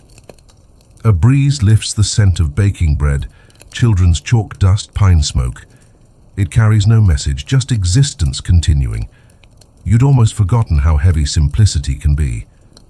From the bakery, the bell above the door rings. Ordinary, small, beautiful. You glance at your own wrist bell. It stays silent, like it's finally content to let others do the ringing. Across the square, a man sets up a stool and begins playing a flute. Not Corbin's brand of chaos flute, but actual music, soft and meandering. A few people stop to listen. Nobody records, nobody hashtags it. They just exist in the sound. Corbin sighs. You know what this is? What? The opposite of viral. Good, you say. Maybe that's the cure. You sit a while longer, letting quiet stretch, without rushing to fill it. The absence of crisis is louder than thunder at first, then starts to feel like air you can breathe. Eventually, a kid walks up, maybe 6 or 7, holding a piece of chalk. Are you the people who fixed Christmas? You glance at Corbin. Define fixed. The kid shrugs. Grandma says you made the sky stop yelling. You smile. Then sure, maybe that was us. The kid grins and hands you the chalk. Draw something. You look at the empty stone in front of you, think for a long moment, then draw a simple line. Straight, quiet, unremarkable. The kid frowns. That's it? You nod. Yep, that's the point. He tilts his head, considering, then smiles and adds a sun at the end of the line. Now it's something. Exactly, you say, you finished it. He runs off, leaving chalk dust on your fingers. You stare at it, realizing it's the first time in months your hands aren't shaking from saving the world. Corbin watches you. Feels weird, doesn't it? Not fixing anything. You nod. Feels like recovery. The goat sneezes, which you decide means agreement. Afternoon drifts in without hurry. Shadows stretch. The sky turns peach, like even light needs to rest. Someone starts telling a story near the fountain. Not about you, just about the time the bread rose too much and became a balloon. Everyone laughs. You laugh too. Corbin says quietly, You ever think we're still inside it? Like maybe the story's pretending to be over so we stop asking questions? You smile. If we are, it's doing a pretty good job. He nods. Yeah, I could live with that. The bell hums once, soft as a sigh. You touch it. Still there. It warms under your palm, a pulse, a whisper. Always, but quietly, now. You exhale. Good. Quiet's nice. Evening comes. Lamps flicker on one by one. No portal opens. No sky cracks. The stars appear exactly where they belong. It's almost suspicious. Corbin grins. If nothing explodes by midnight, I'm declaring peace official. Do we get medals? No, pancakes. You smile, content to let the world be ordinary for once. When the square empties and night settles, you stay by the fountain watching reflections of stars ripple on the water's surface. Each ripple fades gently, not dramatically. Corbin eventually falls asleep against the goat, snoring like a human drum roll. You listen to both, the rhythm steady, alive, undesigned. You whisper to the sky, "Don't worry, we'll still tell stories, just smaller ones." The stars twinkle in what might be applause. Or maybe that's just how stars say goodnight. You lie back on the cobblestones. They're warm from all the days you've survived. You think of lanterns, storms, feasts, bells, and the spaces between them. You realize that maybe the point was never to fix the world, but to teach it how to pause. The bell on your wrist gives one last faint jingle, like laughter too soft to hear twice. And for once, absolutely nothing happens, and it's perfect. Somewhere else, not far, but definitely sideways, a door opens where no wall exists. A bell jingles, the kind that sounds suspiciously like a punchline warming up. The smell hits first, sawdust, soup, and a faint whiff of absurdity. You step inside and realize it's a tavern, but not the kind you remember. The sign above the counter reads, "The Plot Hole." Subtext, serving characters who outlived their stories since forever. Corbin whistles low. This place feels illegal. The goat hops onto a stool and immediately receives a bowl of something steaming. The bartender, a man wearing a half tuxedo, half apron, nods respectfully. "Welcome, travelers. Narrative drift?" You blink. "Excuse me?" He polishes a glass, like all good bartenders in liminal spaces do. You finished a story but didn't vanish. Happens all the time. Loose ends have to go somewhere. Corbin grins. "So this is like narrative limbo?" "More like narrative vacation," the man says. "Drinks are half price if you've ever saved a timeline." You raise a hand. "Do near misses count?" "Always," he says, sliding you a mug that smells like nostalgia and cinnamon. The bar's full of familiar strangers.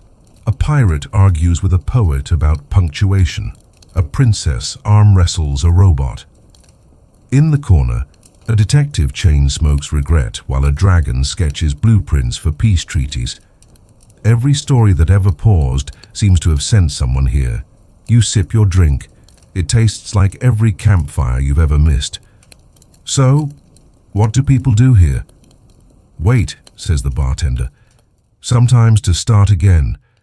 Sometimes to remember they don't have to." Corbin studies a wall covered in clocks, all stuck at different moments. What happens when the clocks align? The bartender chuckles. "That's closing time." The goat finishes its meal and butts your leg, reminding you that peace makes it itchy. You scratch its head. "Don't worry, we're not settling down." A voice from behind you says, "Shame. You'd make a good regular." You turn. The speaker is a woman in a cloak made of pages. They rustle when she moves. "Name Story," she says. "Yes, the story. Capital S. Don't flatter yourself. It's my day off." Corbin bows. "Big fan of your work." She smirks. "Likewise." "You've been giving me more material than I can organize." You raise an eyebrow. "So this is your place?" She gestures broadly. "I lease it to characters who refuse to stop learning." You glance around. That explains the ambience. Story slides into the seat beside you. "You ended something beautifully messy. Most don't." You shrug. "I just stopped fixing things." "Exactly," she says. "Do you know how rare that is? Everyone wants closure, but closure's just control disguised as peace." Corbin sips his drink thoughtfully. "So what now?" Story grins. Now you rest until something interesting breaks again. The goat bleats as if volunteering to find that something immediately. Music starts. Soft jazz played on instruments that shouldn't exist. Teapot trumpets, harp made of fishing lines. Percussion section of typewriters hitting return at perfect rhythm. The sound fills the space, too alive for background. You relax for the first time in maybe forever. Feels strange, doesn't it? Corbin nods. Having time without tasks. The goat yawns, which is about as profound as it gets. A group of newcomers enter, dripping starlight. You recognize the look, freshly freed protagonists, still glowing from climax. They stumble toward the bar, overwhelmed by normalcy. Story watches them with quiet amusement. They'll calm down after their third existential milkshake. You lean back, listening to the low buzz of conversations. No urgency, no ticking clocks. Just stories telling themselves. You ask Story, what happens to the ones who never stop? She shrugs. They burn out, or become myths.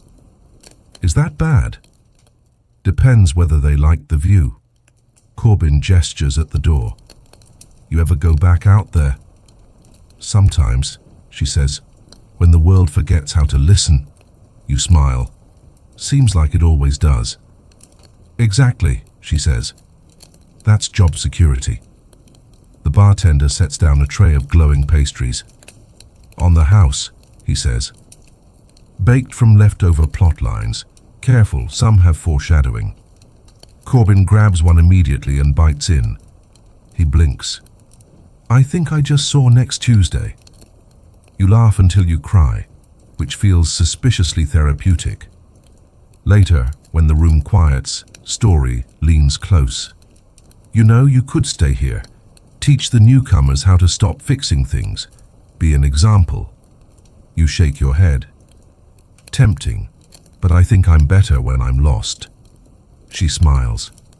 Then keep walking, wanderer. I'll keep writing. You raise your mug in salute. Deal. The goat finishes licking crumbs from the counter and heads toward the door. Corbin stretches. Looks like management's ready. You stand. What's out there?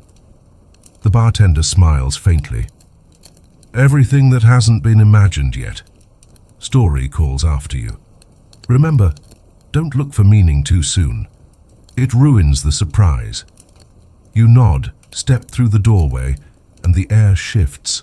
Brighter, lighter, expectant. Behind you, laughter, clinking glasses, and the faint echo of typewriters fade. Ahead, new air, unedited and full of mistakes waiting to matter. Corbin glances over. You realize we just walked out of a bar called the Plot Hole? You grin. Where else would the next chapter start? The goat snorts, unimpressed but leading anyway. As the door closes, the bell jingles once. Ordinary, perfect, final. You step out of the plot hole, and the air feels rewritten. The door vanishes behind you with a polite pop, leaving only the faint smell of spilled ideas and espresso. The world outside isn't Marytown or any place you've walked before. It's more suggestion than landscape. Fields sketched in pencil, half-formed roads that change their minds mid-step, and a sky that keeps checking its reflection in puddles. Corbin looks around, squinting. Either we've crossed into early draft territory, or God's still brainstorming. The goat sniffs the horizon and bleats approvingly. You smirk. Smells like potential. You walk, though walking feels like an experiment here. Each step paints the path in behind you, watercolor on wet paper. The world exists only where you insist it should. Corbin whistles low. So this is what beginnings look like. Messy, you say. Hopeful, he counters. The goat trots ahead, occasionally stepping into empty space and forcing it to become ground. Apparently, imagination bends for goats. A sign grows out of the earth as you approach it, letters blooming one by one. Welcome to the in-between, population maybe. Corbin mutters, "We have to stop arriving in metaphors." You grin. "No, we don't." The air hums with unfinished music. Snippets of laughter drift by, echoes from stories not yet written. You can feel the pull of them, temptations to start something new, to fix something else, to play hero again. Your hands twitch. Corbin notices. Careful. Blank worlds are addictive. You exhale. I know. The sky changes color when you blink, sometimes sunrise, sometimes starlight. Ahead, a bridge appears, stretching into nowhere. Its planks are mismatched, some wood, some light, some words. At its center, a figure waits. They're tall, cloaked in parchment, face hidden, holding a lantern that burns with ink instead of fire. "Travelers," the voice says, echoing as if through chapters. "You walk between endings and beginnings." Corbin grins. "We do that a lot." The figure tilts its head. "Then you know the risk." You step forward. "Starting again?" "Worse," it says. "Starting without purpose." The goat snorts like it's heard this sermon before. The figure gestures to the bridge. "Cross if you must, but every step will tempt you to create, to define, to fix. Few reach the end without writing themselves into a corner." You glance at Corbin. "Sounds like Tuesday." He shrugs. "What's the worst that happens?" "Continuity errors," the figure replies dryly. You step onto the bridge. It responds immediately, rippling under your feet with words forming and dissolving, sentences half-born. "Once upon a..." "It was supposed to be..." "He never meant to." The urge to finish them tugs at you. Each incomplete line hums like an itch in your mind. Corbin walks beside you, hands shoved in pockets, pretending not to notice. "So, what happens if we stop mid-sentence?" The figure's voice drifts from behind. "You vanish." He grins. "Motivating." Halfway across, the bridge begins showing scenes instead of words, snapshots of possibilities. You see yourself back in Merrytown, teaching kids to build lanterns. Then another vision, you and Corbin opening a bakery shaped like a clock. Then another, you alone walking until the horizon gives up. You pause. The bell at your wrist vibrates softly. It wants you to choose. Corbin looks at you. Don't. Don't what? Don't pick the picture that feels safest. You close your eyes. The bell hums louder, then quiets, sinking to your heartbeat. "I'm not choosing," you whisper. "I'm remembering." When you open your eyes, the bridge has changed. No more visions, just sky, open and blank and waiting. The air smells like rain and beginnings. The figure nods approvingly. You remembered that stories continue only because someone refuses to end them neatly. Corbin smirks. "We specialize in messy." "Then keep walking," the figure says. "The world needs a little more unplanned." As you near the far side of the bridge, you notice a small table. 2 mugs, a loaf of bread, and a folded note. The handwriting is your own. You unfold it, for whoever comes next. Leave things better than perfect. Corbin whistles. "Did you time travel your own hospitality?" You shrug. Occupational hazard. The goat headbutts 1 mug, knocking it over. The spilled ink forms a sentence on the bridge. "Home is wherever you stop editing." You grin. Poetic goat. "Accidental," Corbin says. Still counts. You step off the bridge. The ground beyond is solid, stone, moss, the smell of river and dusk. The horizon looks familiar again, Merrytown's outline, small in the distance, waiting. "Full circle?" Corbin asks. You nod. Maybe, or just another draft. Behind you, the bridge dissolves into light. The figure bows once before fading. "Tell the world it's allowed to start badly." You shout back, "It already does." The goat bleats triumphantly, clearly convinced you've just solved existence again. As you walk toward the dim shape of home, the first stars appear. You count them like punctuation marks, each one a reminder that pauses matter more than endings. Corbin yawns. So what's tomorrow? You smile. Tomorrow's unwritten.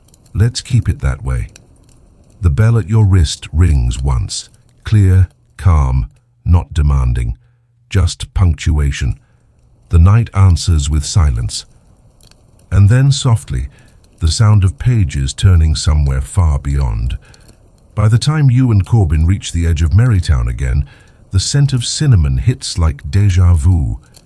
It's coming from a new shop that shouldn't exist, wedged between the old tailor and the post office, glowing faintly gold. A wooden sign swings lazily in the breeze, carved with crooked letters. The Clockmaker's Bakery, open whenever. Corbin reads it twice. Open whenever. That's dangerous branding. You grin. Or honest. The goat sniffs the air and trots straight through the door, clearly voting in favor. You follow. Inside, the space hums quietly. Shelves stacked with pastries shaped like hourglasses, pies labeled 5-minute rest, yesterday's muffin, and tomorrow bread. Behind the counter stands a man in suspenders and goggles, winding a pocket watch that ticks out of sync with itself. He looks up, smiling like someone who already knows what you'll order. Ah. Travelers between seconds. Haven't had one of you in a while. Corbin tilts his head. You sell pastries made of time? Borrowed moments mostly, says the man. A little nostalgia, a dash of maybe. You peer into a display case. Tiny cupcakes labeled patience, pause, perspective. The bell at your wrist hums faintly in recognition. You built this, you ask. He nods. Long ago. Every town needs a place where time can stop for a bite. Corbin leans on the counter. And what happens if we eat the wrong thing? The man grins. You remember something before it happens. The goat is already chewing a croissant titled Second Chances. You take that as your cue to order. 2 coffees, 1 forgiveness pastry, you say. He nods. On the house, payment due in stories. You sit by the window. Outside, the town moves normally. People working, kids laughing, but the sound is distant, muffled, like you're slightly out of sync. Corbin takes a sip of his coffee and freezes mid-breath. Whoa, I just tasted next Tuesday. What's it like, you ask. Unscheduled rain and mild hope. You bite into your pastry. It's warm, sweet, slightly sad, the flavor of things finally understood. Time slows, not in a cinematic way, but like an exhale that forgot to end. The clockmaker joins you, wiping his hands. I remember you, he says suddenly. You blink. Do I know you? Not yet. But I built your bell. You stare. Excuse me, he gestures at your wrist. Prototype number 7, designed to remind people when to stop saving the world and start living in it. Corbin laughs. So it's literally a mindfulness device? More or less, the man says, but you overclocked it. You raise an eyebrow. What happens when you overclock a bell? He shrugs. You bend stories. That explains entirely too much. The man continues, voice calm, matter of fact.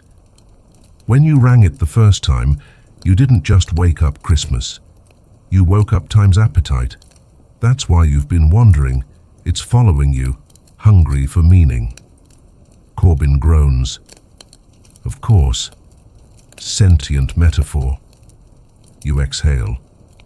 So, how do we feed it without breaking everything again? The clockmaker smiles. You don't feed it, you teach it taste. He hands you a small pastry shaped like a spiral galaxy. Give this to time when it finds you again. It'll remember that not everything needs to repeat. You take it carefully, wrapping it in a napkin that smells faintly of memory. Outside, bells chime, ordinary town bells, echoing noon. The clockmaker looks up. "Closing time," he says. Corbin frowns. "But your sign says open whenever." "Exactly, whenever ends now." He winds his pocket watch backward. The tick reverses. The air around you ripples. The pastries fade like good dreams. "You'll remember the taste," he says softly. "That's enough." You nod. "Thank you." He smiles. "Don't thank me. Finish your story." The door opens on its own. You step back into Merrytown, where time resumes politely.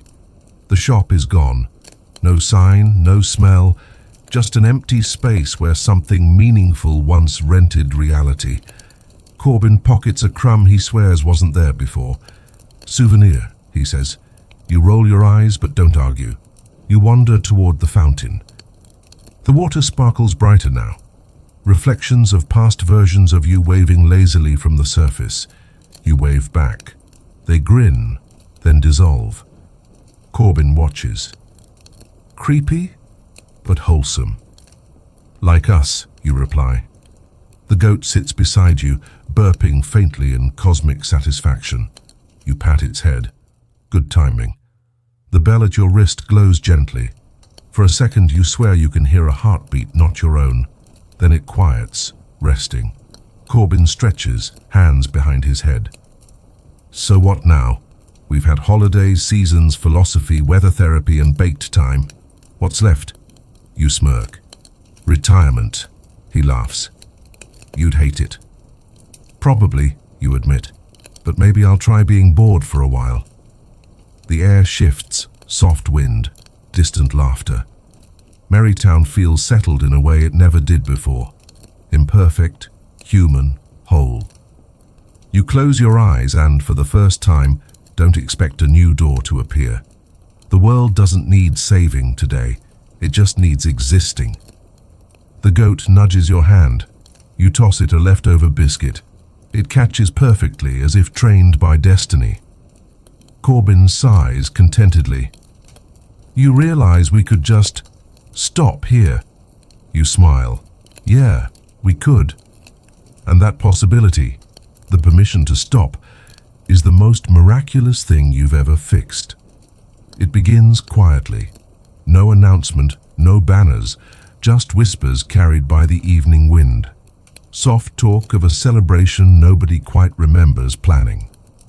By sundown, Merrytown streets bloom with lanterns again, but these glow different, pale blue like sighs turned visible.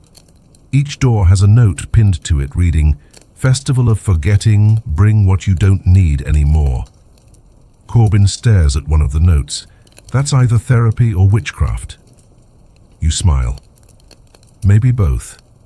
The goat sneezes confetti, which feels like approval. The square fills slowly. Neighbors carrying boxes, trinkets, even entire stories. Someone sets up a table labeled "Lost Causes, Free to Good Home." Another arranges jars filled with echoes of arguments long resolved. You catch the scent of cedar and nostalgia. The air hums with a strange, gentle anticipation, like everyone's waiting for permission. You ask a baker what's going on. She shrugs. It's tradition, apparently. Every few decades the town forgets something on purpose, makes space for what's next. Corbin nods appreciatively. Emotional spring cleaning. Exactly, she says. Except it's autumn. The fountain's been covered with mirrors, reflecting the lantern light into fractured constellations. People approach one by one, whisper to their reflections, and drop small items into the water.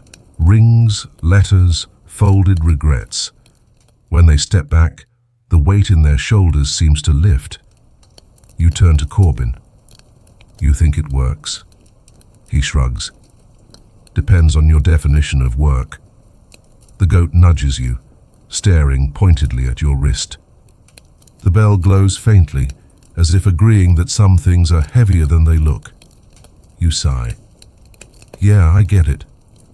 You walk to the fountain, take a breath, and whisper to your reflection. For every time I tried to fix what wasn't mine, the words fog the glass, then vanish. You unclip the bell. It feels lighter than it should. Don't panic, you tell Corbin. Just trust me.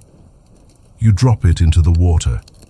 It sinks silently, no splash, just ripples that shimmer like applause. The crowd gasps softly as the ripples spread outward, then upward, painting the air with faint silver lines, memories unwinding, regrets unraveling. The lanterns flicker in rhythm like the town's exhaling centuries of held breath. Corbin whispers, "You sure that was smart?" You grin. "No. That's how I know it was right." A child tugs your sleeve. "What happens now?" You kneel. We remember lighter. The festival grows louder, not with chaos, but relief. People laugh too hard, cry without reason, dance like their feet just realized they're forgiven. A band strikes up an improvised tune, part lullaby, part rebellion. Corbin joins in, drumming on an overturned barrel. The goat bleats harmonies, accidentally perfect. You find yourself laughing mid-tears, the kind that taste like finally. When the night peaks, the mirrors covering the fountain melt into mist, rising slowly. The bell floats up with them, shining softly, orbiting you once before drifting higher. You half expect divine fireworks, but it just dissolves. A simple ending, a good one. The elder from the Feast of Gratitude appears beside you, holding 2 cups of cider. "Letting go suits you," she says. You smile. "Does it ever stop feeling weird?" "Never," she says, "but it gets easier to trust the space it leaves behind." Corbin collapses onto a bench, laughing. "I think I just unremembered half my to-do list.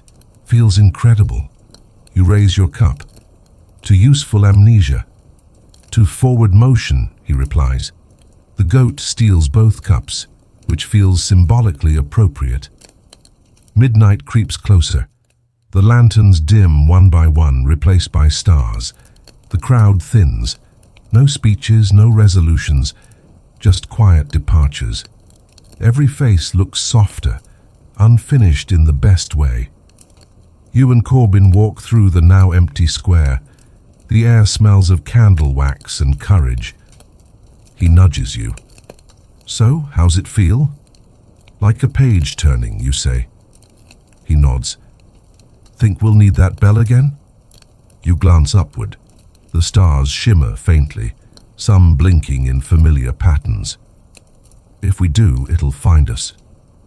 The goat trots ahead, stopping at the edge of the square to stare into the dark beyond town. It bleats once, short and certain. You sigh. "Here we go again," Corbin groans. No rest for the narratively inclined. But when you follow the goat, you realize it's not another portal, just the edge of the forest, silent and waiting. For once, nothing demands you. You sit beneath a tree, ground damp with the night's forgetting. The air buzzes gently, not electricity, but possibility. Corbin lies beside you. You think the story's really done? You smile at the sky. Stories don't end. They just get quiet enough to listen to themselves.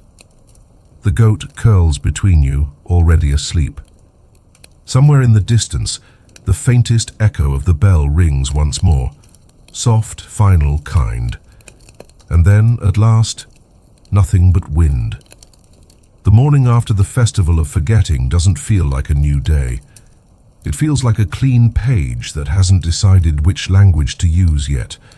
The air is softer, quieter, almost embarrassed by how still it is. You wake on the edge of the forest, dew painting your coat, the goat still asleep beside you like a loyal punctuation mark. Corbin's already awake, staring into the distance where the horizon trembles slightly, like it's trying to remember what comes next. "Do you hear that?" he asks. You tilt your head. At first it's nothing. Then, a faint murmur, like the sound of paper breathing. Whispers layered over whispers, low and careful, as if the world's gossiping about its own future. It's the stories, Corbin says quietly. They're awake. He's right. Every leaf seems to hum. Every gust of wind carries phrases half-formed. Maybe not yet, try again. You stand, brushing off grass. They're listening. Listening to what? You glance at the horizon. Us. The goat yawns, unimpressed by metaphysics, but the air's different, denser, charged with the kind of curiosity you use to only find in children and lightning. You walk toward town. As you do, shapes flicker at the edge of your vision, familiar ones, the lanterns you lit months ago, the kites, the patched chairs, the laughter from forgotten feasts, ghosts but not haunting, not cold. They move alongside you like echoes keeping pace. Corbin whistles. Looks like nostalgia finally got Wi-Fi. Don't joke, you say softly. They're not memories, they're beginnings circling back to check on us. A figure materializes near the fountain, an old version of you, younger, lighter, holding the first lantern you ever made in Merrytown. It smiles, but the expression flickers. Corbin murmurs, "So that's you." You nod. "Or what I left behind." The ghost speaks in a voice like crumpled pages. "We wanted to see if you finished." You hesitate. Finished what? The lesson. It steps closer, and for a moment you see dozens of yourself layered together. Every version who tried to fix, save, rebuild. Each one slightly less certain, each one carrying the same look, purpose confused with fear. You whisper, "And if I didn't?" The ghost smiles sadly. Then we start again. The goat bleats sharply, interrupting fate. The sound ripples through the air like a small act of defiance. The ghosts flinch, then laugh. Not cruelly, kindly. Corbin grins. Looks like even your echoes respond to sarcasm. You take a deep breath. "I did finish," you tell them. "I just stopped calling it that." The ghosts exchange glances. "So you learned to end?" "No," you say. "I learned to rest." For a heartbeat, everything freezes. Then the horizon exhales. The ghosts nod once, then fade, not vanishing but merging back into the morning, like dew returning to air. Corbin watches them go. "So that's it? Graduation day?" You laugh softly. "If this is a diploma, it's written in chalk." You both sit by the fountain. The town is alive again, people moving, trading, laughing, but their laughter sounds different now. Not synchronized, not polished. Human. "Do you ever think," Corbin says slowly, "that maybe we were never fixing the world? Maybe we were just teaching it to listen?" You nod. "And now it's talking back." The goat sniffs the water, unimpressed by existentialism. A small child runs past, chasing a paper boat that drifts too far. You catch it before it escapes into the drain, hand it back. "Thank you," the kid says, then hesitates. "It said your name." You blink. "The boat?" "Yeah." You unfold the tiny sail. On it, scrawled in smeared ink, "We're still writing." Corbin peers over your shoulder. "Well, that's not ominous at all." You grin. "It's perfect." The day moves on. Market stalls reopen. Someone starts playing music on a cracked violin. The world, it seems, is rehearsing new rhythms. But the air still hums, softer now but constant. The stories don't just exist around you anymore, they watch you. Every word, every gesture, every silence. They store it away like notes for their next rehearsal. By dusk, the hum grows louder, harmonizing with the wind. You and Corbin climb the hill above town, where you can see the lanterns flickering below like a living heartbeat. Corbin lies back in the grass. Feels like everything's breathing again. You nod. Yeah, but slower this time. You think it'll last? Probably not, you say. But that's fine. The goat curls beside you, snoring softly. The horizon glows faintly, as if someone backstage just turned the lights down for intermission. Corbin opens one eye. You realize if the stories are listening, we're basically narrating to the universe right now. You smile. Then let's give it something worth repeating. You reach into your pocket and pull out a single crumb from the clockmaker's bakery, the one Corbin saved weeks ago. You crumble it into the wind. For time, you whisper, in case it gets hungry again. The wind catches it, carrying it upward. Somewhere beyond sight, something laughs. A deep, warm sound like a god who's finally relaxed. Corbin raises his mug, where he got it, you don't ask, and toasts the air. To tomorrow's ghosts, you echo him. To stories that listen. The night answers with one final sound, a bell ringing far away, not yours, not Marytown's, something bigger, older, content. You lie back, close your eyes, and let the sound fade into everything. The stars overhead rearrange themselves slowly, forming a new constellation. A spiral, a goat, and in the middle a small, unassuming bell. It's not prophecy. It's memory, patiently waiting to be forgotten again. The night after the ghosts fades into a dawn that isn't quite sure of itself. The light arrives in pencil lines, sketching the horizon without filling it in. Marytown still sleeps, but something beneath the quiet hums, a soft, expectant vibration like paper shuffling before someone begins to write. You feel it through your shoes, through your ribs. The world is stretching. Corbin wakes first, because of course he does. You hear that? He whispers. You nod. Pages turning. The ghosts left a trail.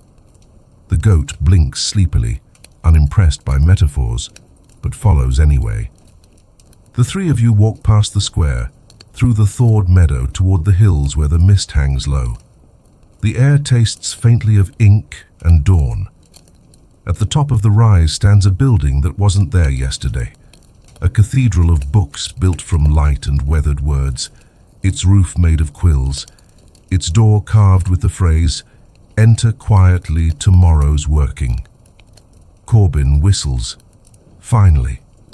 A place where procrastination's a religion. You grin. Then we're saints. Inside, the air smells of parchment and rain. Shelves tower endlessly upward, each holding manuscripts that breathe faintly, pages fluttering as if dreaming. The goat sniffs one and sneezes ink. A voice drifts from above. Careful. Some of those aren't finished being thought. A librarian floats down the aisle, not walking, floating. Robes stitched from bookmarks, eyes reflecting entire sunrises. Welcome to the library of unwritten mornings, they say. We keep drafts of days that haven't decided who they'll be. Corbin tilts his head. You mean the future? Not exactly, the librarian says. Just possibilities waiting for permission. You follow as they guide you deeper. Each shelf hums in a different key. One holds mornings that began too early. Another stores afternoons that never found their courage. A smaller section, glowing faintly blue, houses almosts. Days that could have changed everything, but politely declined. You stop at a pedestal where a single book lies open. Its pages are blank except for the top line. The day the world forgot its script. You whisper, "Is that today?" The librarian smiles. Could be. Corbin flips a few pages. They fill instantly with handwriting. Not yours, but familiar. The words describe exactly what's happening right now. The smell of dust, the goat's sneeze, your hesitation. He looks up, alarmed. It's writing us. The librarian nods. It likes you. You frown. We've been written before, didn't end well. This is different, they say. This one listens. The air around you trembles. A page turns itself. On it, a sentence appears. What do you want tomorrow to remember? Corbin whistles softly. That's heavy. You stare at the question. Maybe it's asking everyone that. You think for a long moment. The goat yawns, resting its chin on your shoe. Finally, you take the quill offered by the librarian and write slowly, that we tried to care honestly. As the ink dries, the page glows faintly, sealing the words into the fabric of something larger. The librarian nods approvingly. Sincerity's rare ink. It lasts. Corbin leans over your shoulder and adds, and that we made fun of sincerity often, but never out of malice. The goat steps forward and nudges the quill, drawing a perfect spiral. The librarian claps softly. Artistic punctuation. Excellent. A hum rises from the shelves, spreading outward. You realize it's the sound of unwritten mornings taking notes from your confession. The books pulse brighter and brighter, as if the entire room's breathing your words. Then silence. The librarian bows. You've reminded tomorrow that it doesn't have to be impressive, just real. Corbin grins. So we're motivational speakers for time now? More like editors, they say. Every morning revises itself. You just gave it permission. You wander the aisles for a while longer.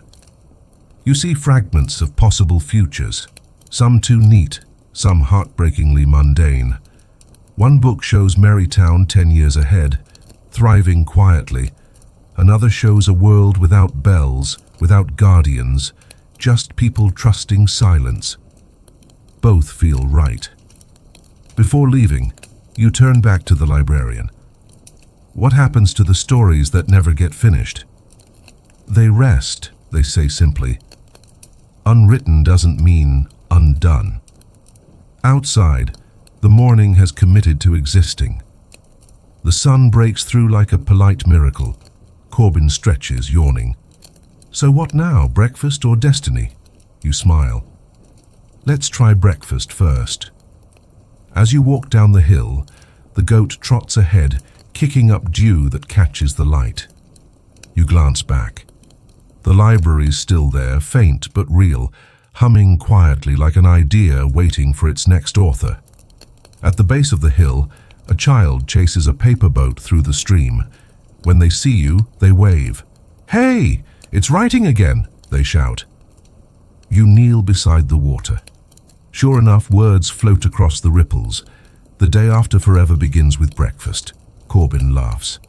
Well, at least it's got its priorities straight. The goat dunks its head in the stream, scattering the letters until they blur into sunlight. You watch them drift away, unbothered, unfinished, beautiful. For the first time in a long while, you don't feel like part of a story. You feel like someone standing between pages, enough space to breathe. Come on, Corbin says. Let's see what kind of morning we accidentally invented. You smile. Hopefully one that remembers coffee. The wind answers with a single, satisfied page turn. You don't mean to invite the end of time to breakfast. It just shows up. 1 minute you're sitting outside the cafe at the corner of Marytown's main square. The next, the sunlight bends, stretches, and condenses into a person-shaped shimmer across from you.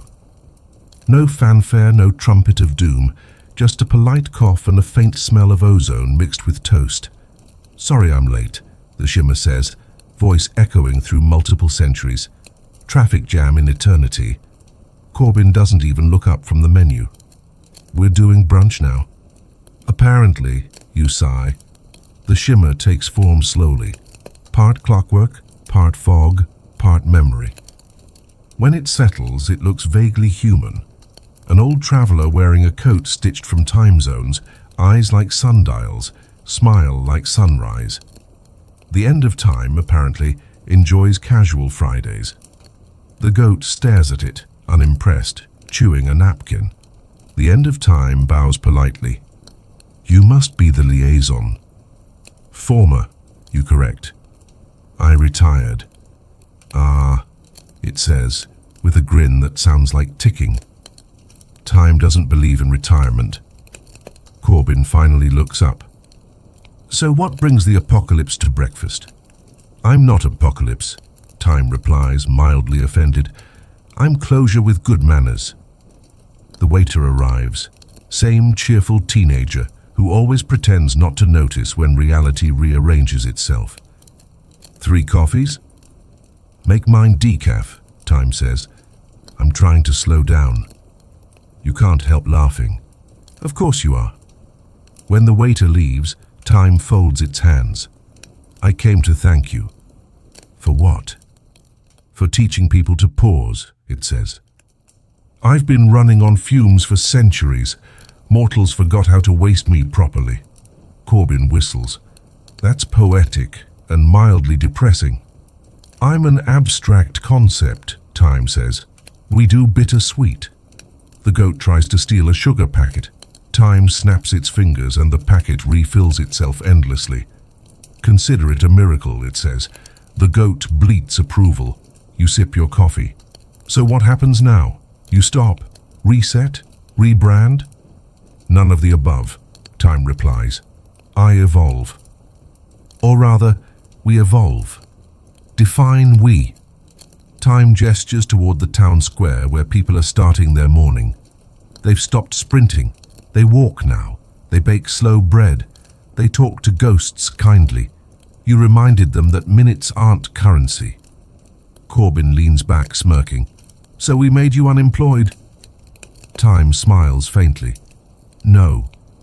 You made me relevant again.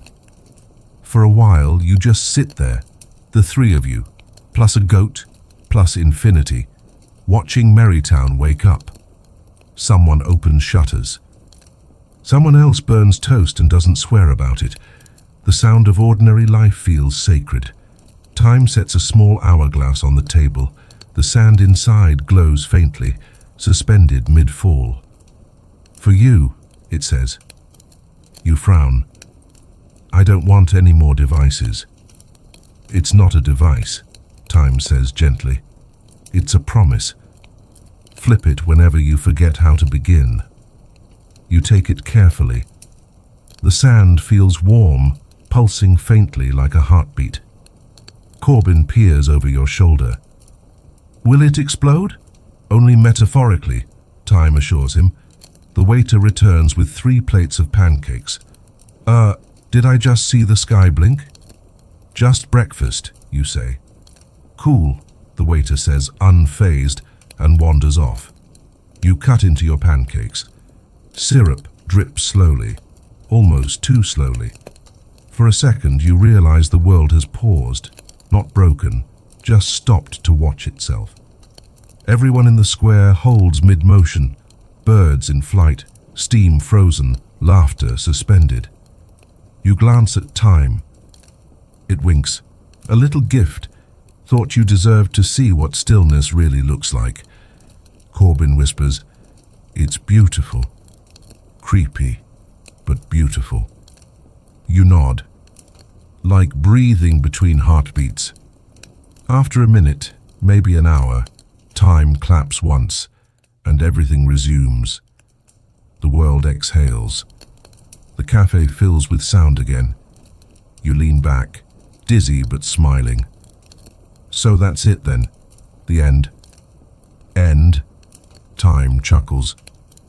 Endings are just punctual beginnings. You of all people should know that. It stands, brushing imaginary dust from its coat. I have to go.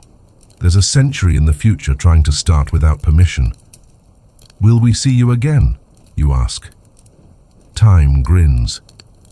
You always do. With that, it fades. First the eyes, then the smile, then the ticking. When the light settles, there's only a faint smell of rain and pancakes. Corbin pushes his plate away. So, we just had breakfast with Time. You nod. And survived. He laughs.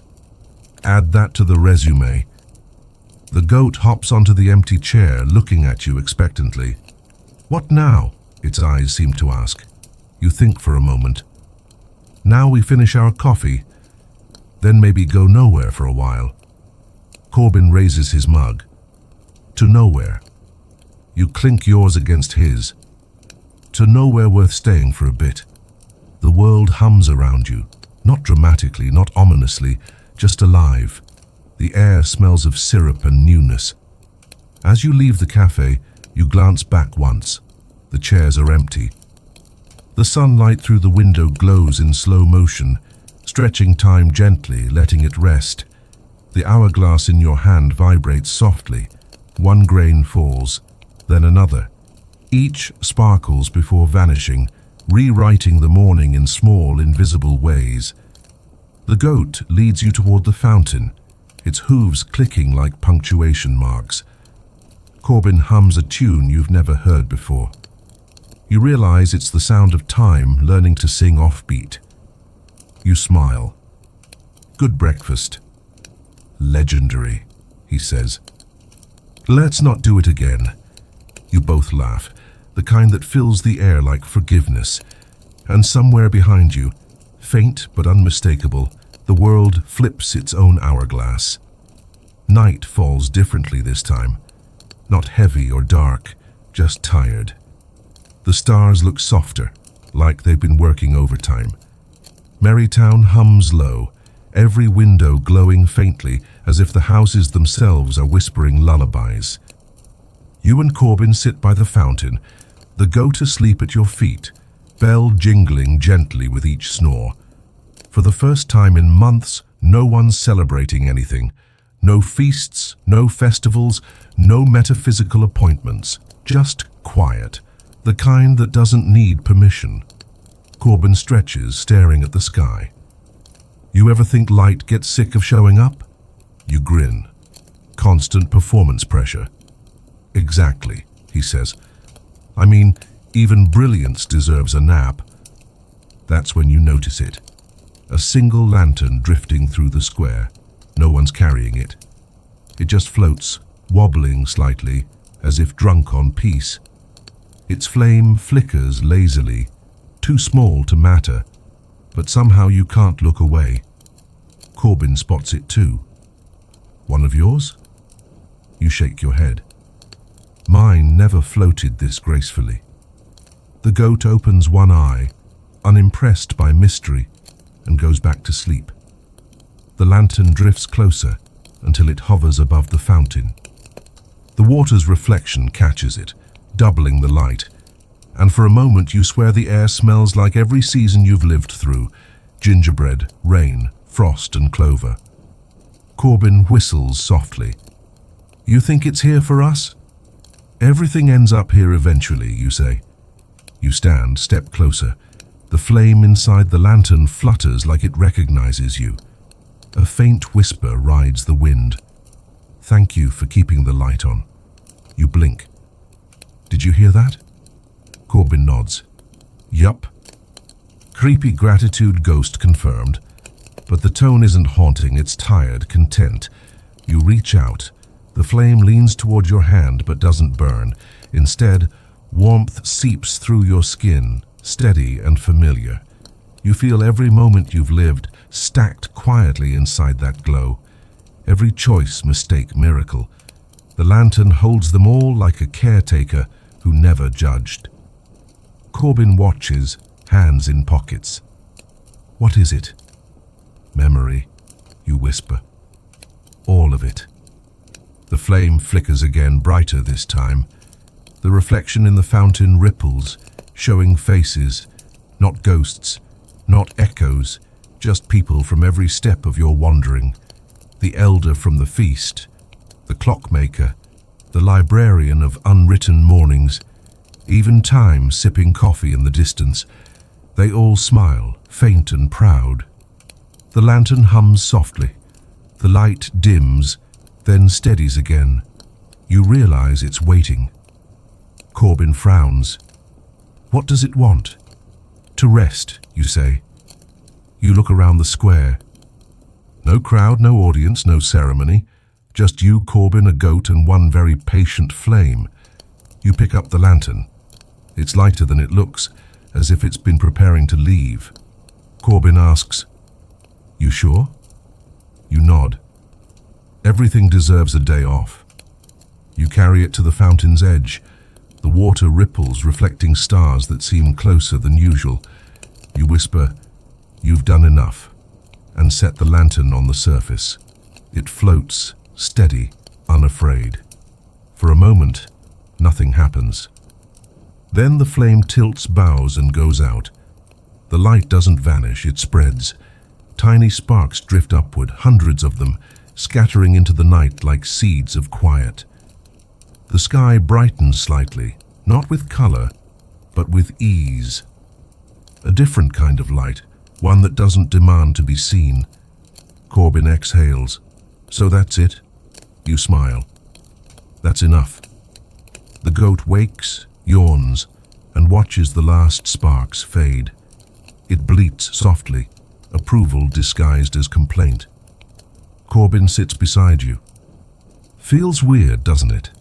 Ending something without breaking it." You laugh. "That's growth." He nudges you. "You gonna miss the chaos?" "Probably," you admit, "but I think the world can handle itself now." The fountain gurgles quietly, reflecting a sky that finally looks at peace with itself. No heroes, no prophecies, no unresolved arcs, just continuation, gentle and slow. You lean back against the cobblestone, head resting on your arms. "You know," you say, "I used to think light was about being seen." Corbin raises an eyebrow. "And now?" "Now I think it's about letting others see." The goat nudges your boot. You pat its head. "Don't worry. We'll still find trouble somewhere." Corbin chuckles. "Trouble finds us. Always does." Above, the last spark from the lantern drifts higher than the rest. A single golden dot that hesitates before disappearing. You almost think it forms a word as it fades. Rest. The air cools. The square quiets. Marytown exhales. Corbin stretches. "What happens tomorrow?" You shrug. "Nothing dramatic, hopefully." He grins. "I'll take that apocalypse." You both laugh, and the sound doesn't echo. It stays, gentle, grounding. As you walk back toward the inn, the streets seem to hum your footsteps, grateful and unhurried. You glance once more at the fountain. It's just water now, just reflection, just peace. And for the first time, you're okay with just. In your pocket, the hourglass from time hums faintly. One last grain of glowing sand falling in slow motion. You smile. "Good night, world." The goat sneezes. Corbin groans. "That's your cue for tomorrow, isn't it?" "Maybe," you say, "but not tonight." You reach the inn, open the door, and the warm air smells of wood smoke and quiet. You take one last look outside. The square's empty. The stars are resting. The dark isn't scary. It's earned. You whisper to no one in particular. Even light gets to stop. And somewhere far beyond sound, something answers, not with words, but with stillness that feels like applause. Night finally settles into Marytown, the way a blanket settles over a dozing child. Slow, reluctant, loving. The lamps dim one by one, each sighing out a small puff of smoke that curls like punctuation at the end of a sentence. For the first time in living memory, nobody is rehearsing a miracle or waiting for a cosmic memo. The only thing left to do is sleep. You lie in your small rented room above the bakery. The windows open. The air tastes of sugar and wood smoke. Somewhere downstairs, the ovens keep purring like well-fed cats. Corbin snores in the next room, the rhythm steady, reliable, almost percussive. The goat has claimed the rug by the door and occasionally twitches its ears like it's conducting an invisible orchestra. You close your eyes, expecting dreams to come in their usual flood. Chases, bells, time loops. But tonight the dark stays blank for a long time, then gently it fills. You're walking through the square again, only it's different, brighter, endless, like memory playing itself too loud. The fountain's frozen mid-laugh, and 1,000 lanterns hang in the sky, each holding a tiny version of you inside. Some younger, some older, some wearing expressions you've never practiced. They flicker as you pass, whispering things you almost understand. You could have stayed. You did enough. Try again. The voices aren't accusing. They're curious, the way a diary might wonder about its next entry. You reach toward one of the lanterns, the one with you wearing a grin that still believes in miracles. It warms your fingers but doesn't burn. Then it speaks, quietly. We're proud of you, even if you don't finish. The dream tilts. The lanterns dissolve into snow. You're standing in the forest now, the trees taller than they should be, their branches shaped like clock hands. Each one ticks when the wind moves. The snow underfoot glows faintly blue, and when you look closer you see words etched into every flake, tiny fragments of stories, all half told. You bend down, pick one up. It melts, whispering rest. Behind you, a rustling.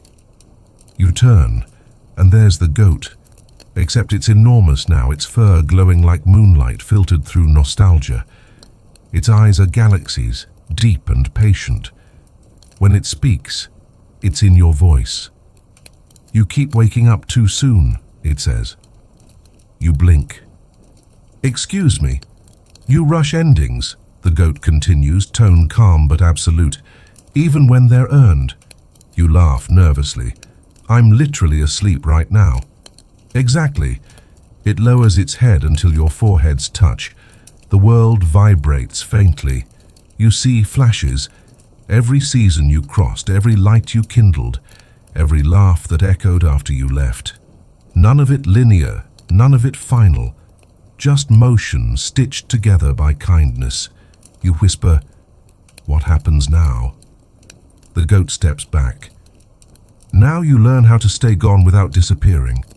The words make no sense, and every kind of sense. You want to argue, but the goat's already shrinking, becoming the ordinary version again. Smaller, fur dusted with sleep, bleating softly. You wake with dawn sneaking through the window, painting the walls honey gold. Corbin's still snoring. The bakery smells like heaven. The goat's back to its usual size, curled like a comma beside the bed. You reach down to scratch behind its ears. "Had a weird dream about you," you whisper. It opens one eye, unamused. Downstairs the baker's already at work. You hear laughter, the kind that doesn't need a reason. The bell above the door jingles faintly. A normal day, finally. You stretch, pull on your coat and head outside. Marytown is quiet but awake. Shops opening, neighbors waving, no divine interventions in sight. The fountain gurgles lazily, sunlight skipping across its surface. The town feels smaller somehow in a comforting way, as if reality zoomed back in after years of wide shots. Corbin joins you a few minutes later, hair a mess, holding 2 pastries. "Morning. You look haunted in a wholesome way." "Dream," you say. "Good or bad?" "Goat lectured me." He laughs. That checks out. You sit together on the fountain's edge, sharing silence and crumbs. For once, neither of you fills the air with plans or metaphors. The goat wanders toward the bakery door, probably in pursuit of more breakfast, tail swishing with purpose. "You know," Corbin says between bites, "if you ever wanted to stay put, this wouldn't be a bad place." You glance around, people chatting, kids laughing, sky pretending to be ordinary. "Yeah," you say. "Maybe that's the point." He nudges you. "You'd miss the chaos, though." "Probably," he grins. "So we'll build smaller chaos." The idea settles comfortably. You think of lanterns, storms, festivals, and realize none of them ever needed saving. They just needed noticing. Maybe that's what you'll do now. Notice. The goat bleats from the bakery doorway, a sound that translates easily into coming or what. You stand, brushing off crumbs. She's the real leader, you know. Corbin stretches. Always has been. As you cross the square, you glance back at the fountain one more time. The water catches the sunlight just right, and for a split second you see it, a faint shimmer in the reflection. A lantern, a bell, a line of text half written. Thank you for stopping. You smile. Any time. Then you follow the smell of bread, the promise of coffee, and the faint laughter of a town that finally remembers how to sleep. The goats waiting at the door, tail swaying, eyes gleaming with the smugness of all-knowing creatures. Corbin holds the door open. After you, Prophet. You bow theatrically. Lead on, Oracle. Inside, warmth, ordinary warmth, the kind that doesn't demand metaphor. And outside, Merrytown keeps dreaming, gently, responsibly, beautifully unremarkable. The morning after the dream feels suspiciously normal, which for Merrytown counts as a miracle.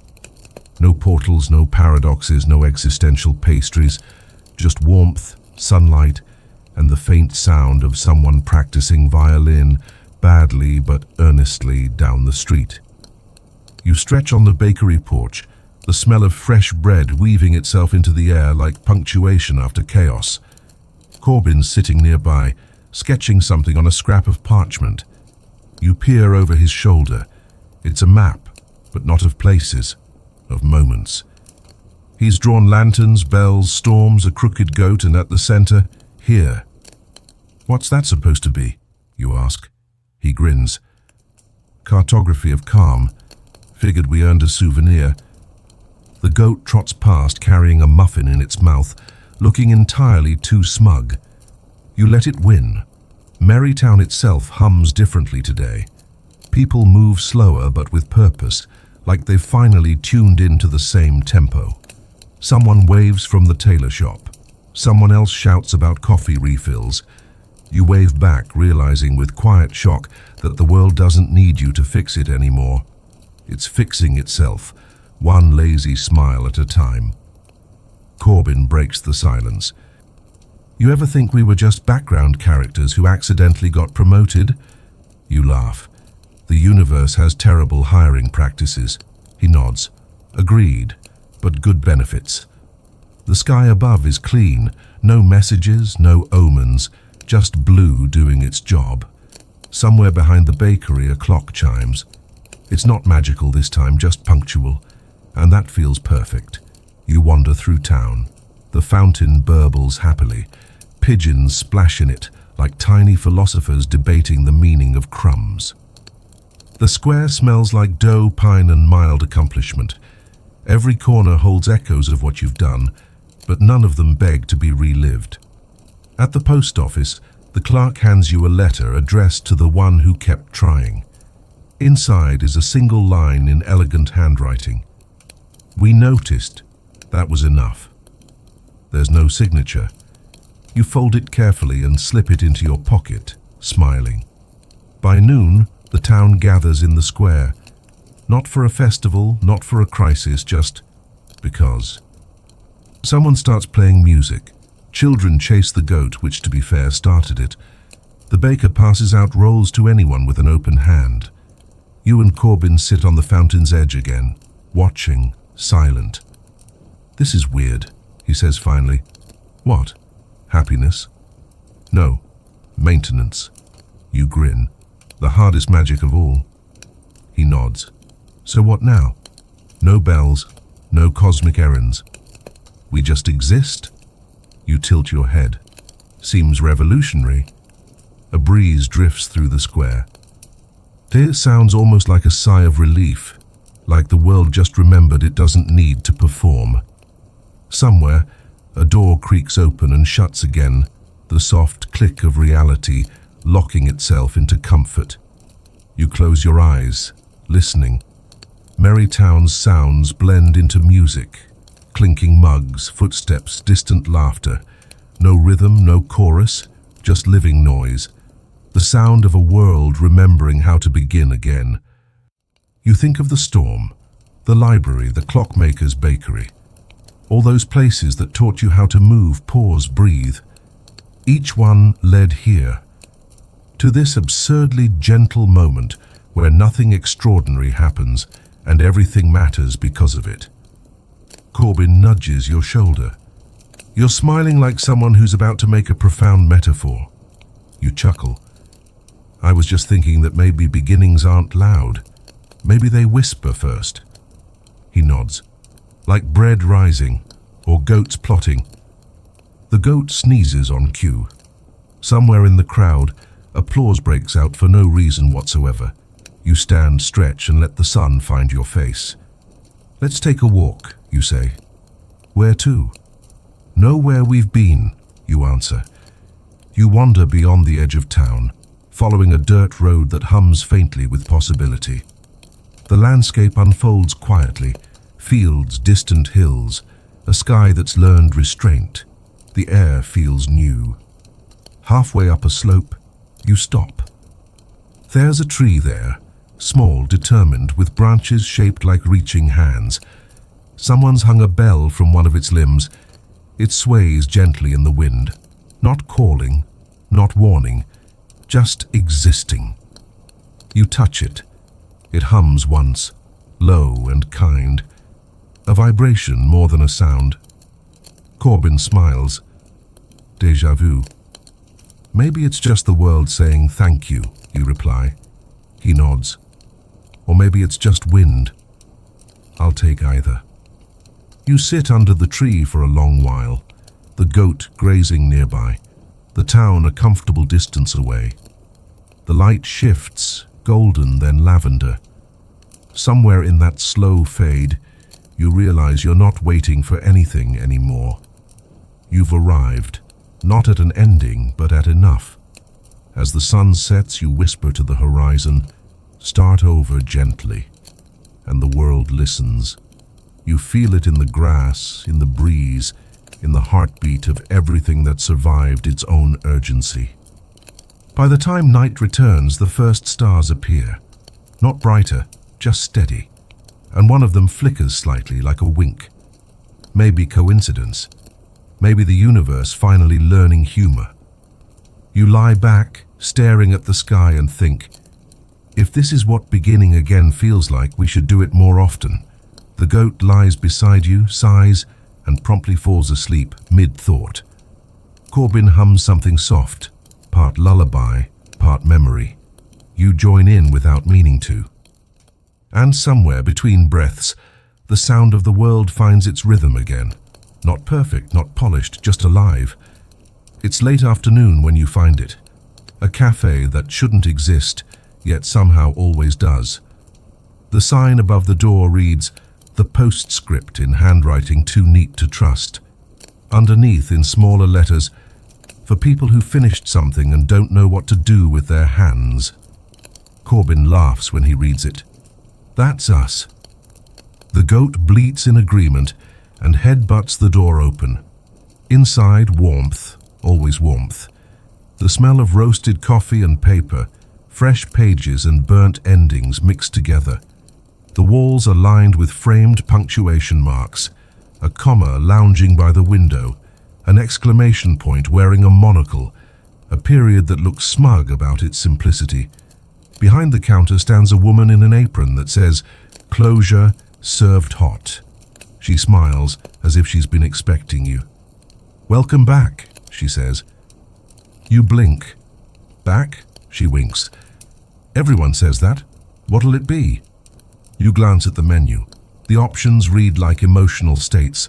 Latte of acceptance, espresso of epilogue, chai of mild regret. Corbin points.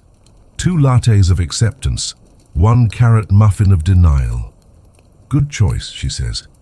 You find a corner table. The goat claims the chair opposite you, hooves on the table like a seasoned philosopher. Through the window, Merrytown glows quietly. People going about their day, sunlight softening into amber. Corbin exhales. I can't believe it's over. You nod. And yet here we are, still ordering pastries. He smirks. Closure's overrated. Muffins are eternal. The barista brings your drinks. The mugs are mismatched. One says the end, the other to be continued. Yours is the latter. You take a sip. It tastes like calm that's earned its right to exist. You ever wonder, Corbin says, stirring his latte with too much ceremony, if we'll fade when the story stops remembering us? You look out the window. Maybe. But I think we'll fade kindly. He leans back. Still weird, though. Being part of something finished. You grin. You could always start a sequel. He groans. Don't tempt fate. I like sleeping. The goat snorts, unimpressed with existential fatigue, and starts licking muffin crumbs off the table. The barista watches, smiling. She's been here before, she says. You raise an eyebrow. Really? Oh yes, keeps forgetting though, that's how endings work. Corbin chuckles. So we've been through this loop before? Not a loop, she says. A rhythm. You let the word sit for a while. Rhythm. It feels right. Gentler than cycle, more forgiving than loop. The barista sets a small envelope on your table. From a previous customer. Inside is a folded napkin with handwriting you recognize as your own. It says, "You'll know when to stop talking. That's the real ending." Corbin whistles softly. You left yourself advice? Looks like it, you say, smiling. Classic overachiever move. The barista laughs.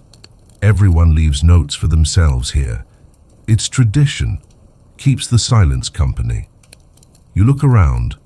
Every table holds little traces, scribbled words, sketches, half-drunk cups. None of them feel sad, just unfinished on purpose. Corbin finishes his latte, then squints at his cup. My phone just spelled maybe. The barista shrugs. It does that. He sighs. Figures. You lean back, watching dust float lazily through golden light. Feels strange, you say. The world doesn't need saving. The sky doesn't need decoding. It's just still. Scary, isn't it? Corbin says. Kind of wonderful, too. The goat hops down, wanders toward a bookshelf labeled Lost Dialogues.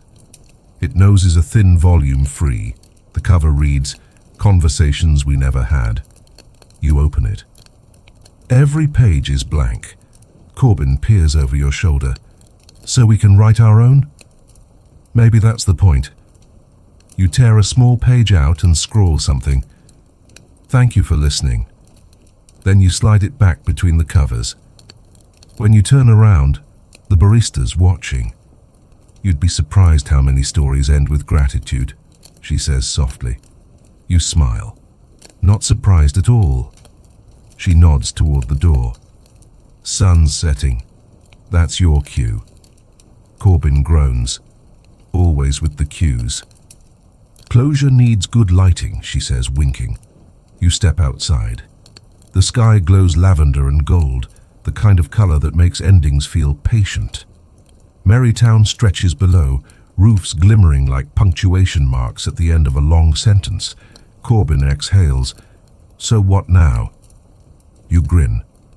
Now we walk home, and tomorrow we forget a little more until it feels like living. He nods. Deal. The goat trots ahead, tail swaying, already leading you toward whatever comes next. Behind you, the cafe lights dim. The sign flickers once, then goes out, leaving only the faint smell of coffee and closure. As you reach the end of the street, you look back one last time. The door's gone. The space where it stood is now a small mural painted on the wall. 3 figures at a table. A human, a goat, and someone who looks suspiciously like time laughing together. You touch the mural gently. It's warm. The paint hums softly. You whisper, "Good night," postscript. The mural hums back, almost like it's saying "good night story." You smile, turn toward the fading light and keep walking until even the echoes forget to follow. The road out of Merrytown doesn't look like an ending. It looks like an afterthought, muddy in places, soft with moss, full of the kind of ruts that only form when nobody's in a hurry. You and Corbin walk side by side, the goat trotting a few paces ahead as self-appointed navigator. The air smells of pine, rain, and unsupervised contentment. You realize, Corbin says, we're technically walking away from our own story. You grin. Maybe it's walking with us. He nods, pretending that makes sense. The sun's lowering, but lazily. Every time it considers setting, it gets distracted by the view. Fields dusted in gold, trees whispering to each other about how the wind feels different lately. Even the birds fly slower, as if rehearsing a world that doesn't need urgency. Corbin kicks a pebble down the path. You think we'll ever do something that big again? All the bells and balance and whatever that lightning therapy session was? You laugh. Probably not. Good, he says. I'm out of metaphors. You walk in silence for a while, the kind that doesn't feel empty. The goat pauses to sniff a flower, decides against philosophical interpretation, and moves on. The road curves through a valley.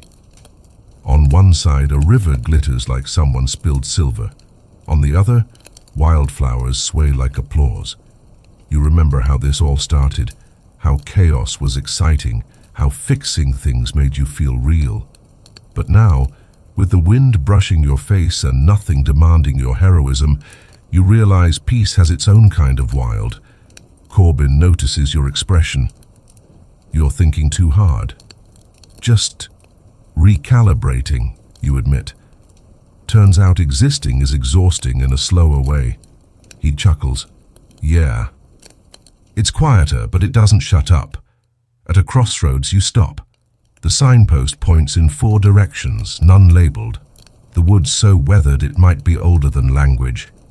Corbin squints. Well, that's unhelpful. Maybe it's the point, you say. The goat chooses left because of course it does. You follow. The path narrows, then opens into a clearing dotted with small stones arranged in circles. Someone's been here before. On one of the stones sits an object half buried in moss, a small silver bell familiar but not yours. When you pick it up, it hums once, then quiets, as if recognizing that its job's already taken. Corbin stares. Another one? You smile. A spare. The world likes backups. You set it gently back down. The sound of your fingers brushing moss echoes faintly, like gratitude too shy to speak. As twilight settles, you find an old wooden bridge crossing the river. The boards creak but hold. Beneath, the water glows faintly with reflected stars, each ripple rewriting constellations. Halfway across, Corbin stops and leans on the railing. You ever notice we keep ending up on bridges? Transitions, you say. The universe loves symbolism. He smirks. Lazy writing. You laugh loud enough for the forest to answer. The echo returns softer, amused. On the far side, a narrow trail leads upward toward a ridge. You climb slowly. The goat occasionally stops to make sure you're keeping up, which you're not. When you finally reach the top, the view hits you. Merrytown far below, small and glowing, a lantern surrounded by the dark. Beyond it, endless hills fading into the horizon's idea of infinity. Corbin sits down heavily. Okay, wow. Yeah, you whisper. It's beautiful, but not in the grand way. It's the kind of beauty that doesn't try, just exists until you notice it. The sky above deepens into indigo, the first stars pricking through. Corbin glances at you. So this is what peace looks like? You nod. Weird, right? Unsettling, he admits. No soundtrack. You grin. We can hum." He does, off-key. You join in anyway. The goat bleats harmony. It's terrible and perfect. When the song dies out, the world stays quiet for a long, forgiving moment. You breathe it in, realizing that stillness isn't absence. It's presence that finally trusts itself. "I used to think calm meant nothing was happening," you say. "And now?" Corbin asks. "Now I think it means everything's happening correctly." The stars brighten, as if applauding the revelation. Or maybe that's just how stars say, finally.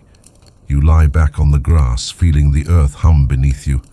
The goat curls up beside you, a warm punctuation mark at the end of the day. Corbin tosses a pebble into the river below. It splashes, then echoes like laughter. He turns to you.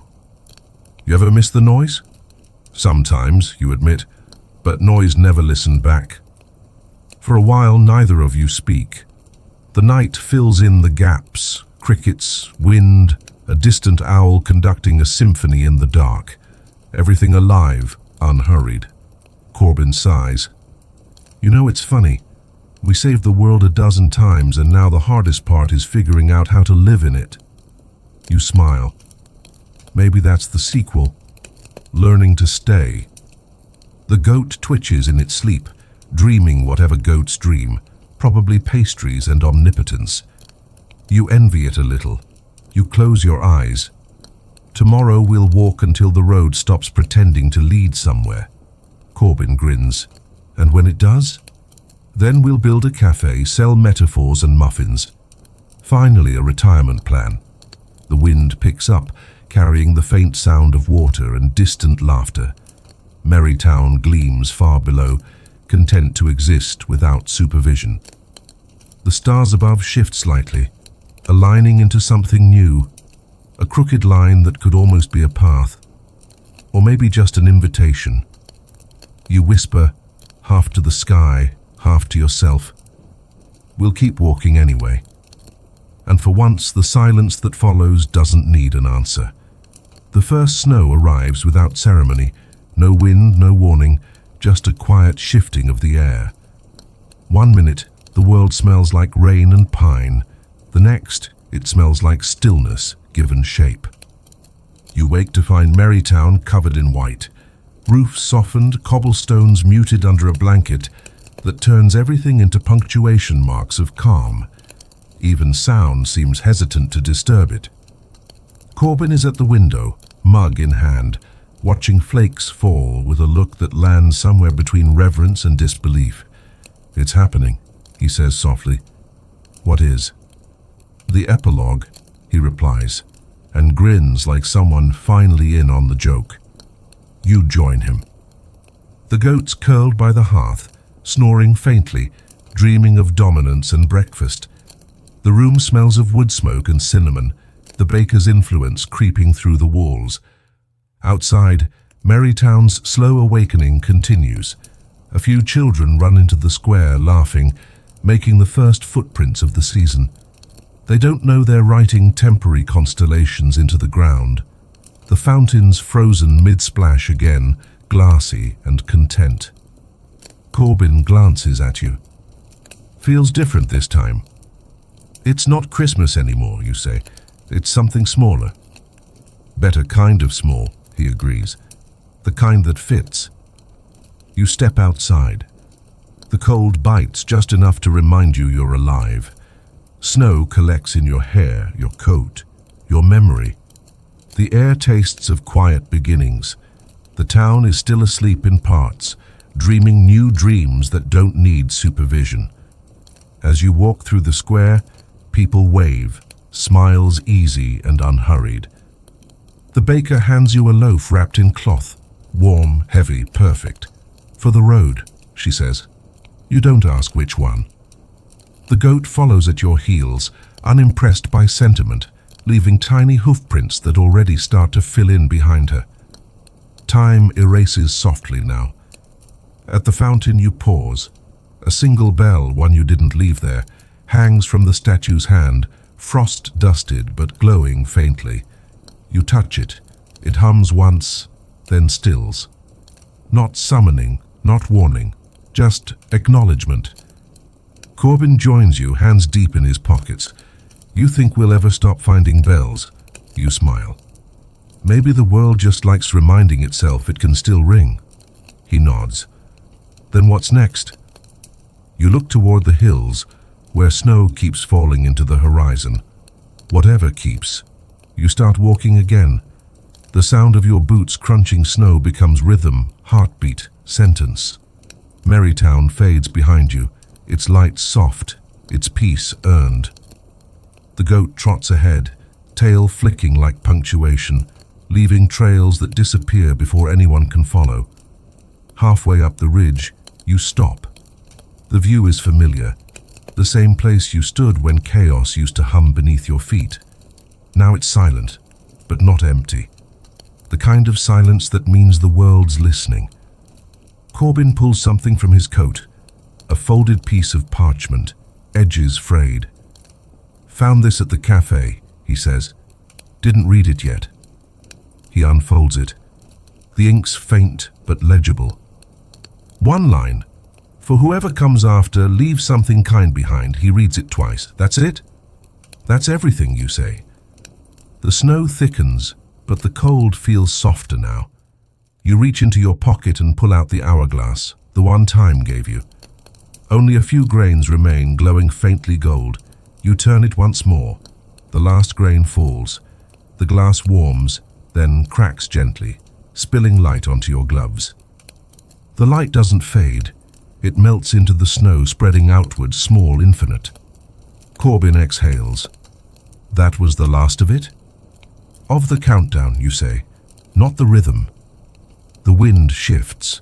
For a moment it carries familiar sounds, bells, laughter, the hum of old magic disguised as weather. But it's gentler now, content to exist as background noise. You walk until Marytown's lights are only memory behind you. The snow deepens, the world quieter, softer. At some point, Corbin starts humming again, an old tune, imperfect, real. You join him. The goat bleats once, harmonizing terribly. It's beautiful. Eventually you find a clearing. A tree stands alone in the center, branches heavy with snow. Beneath it, someone's carved a bench into the trunk. You sit. Corbin sits beside you. The goat circles once, then curls at your feet, eyes half closed. No words pass for a long while.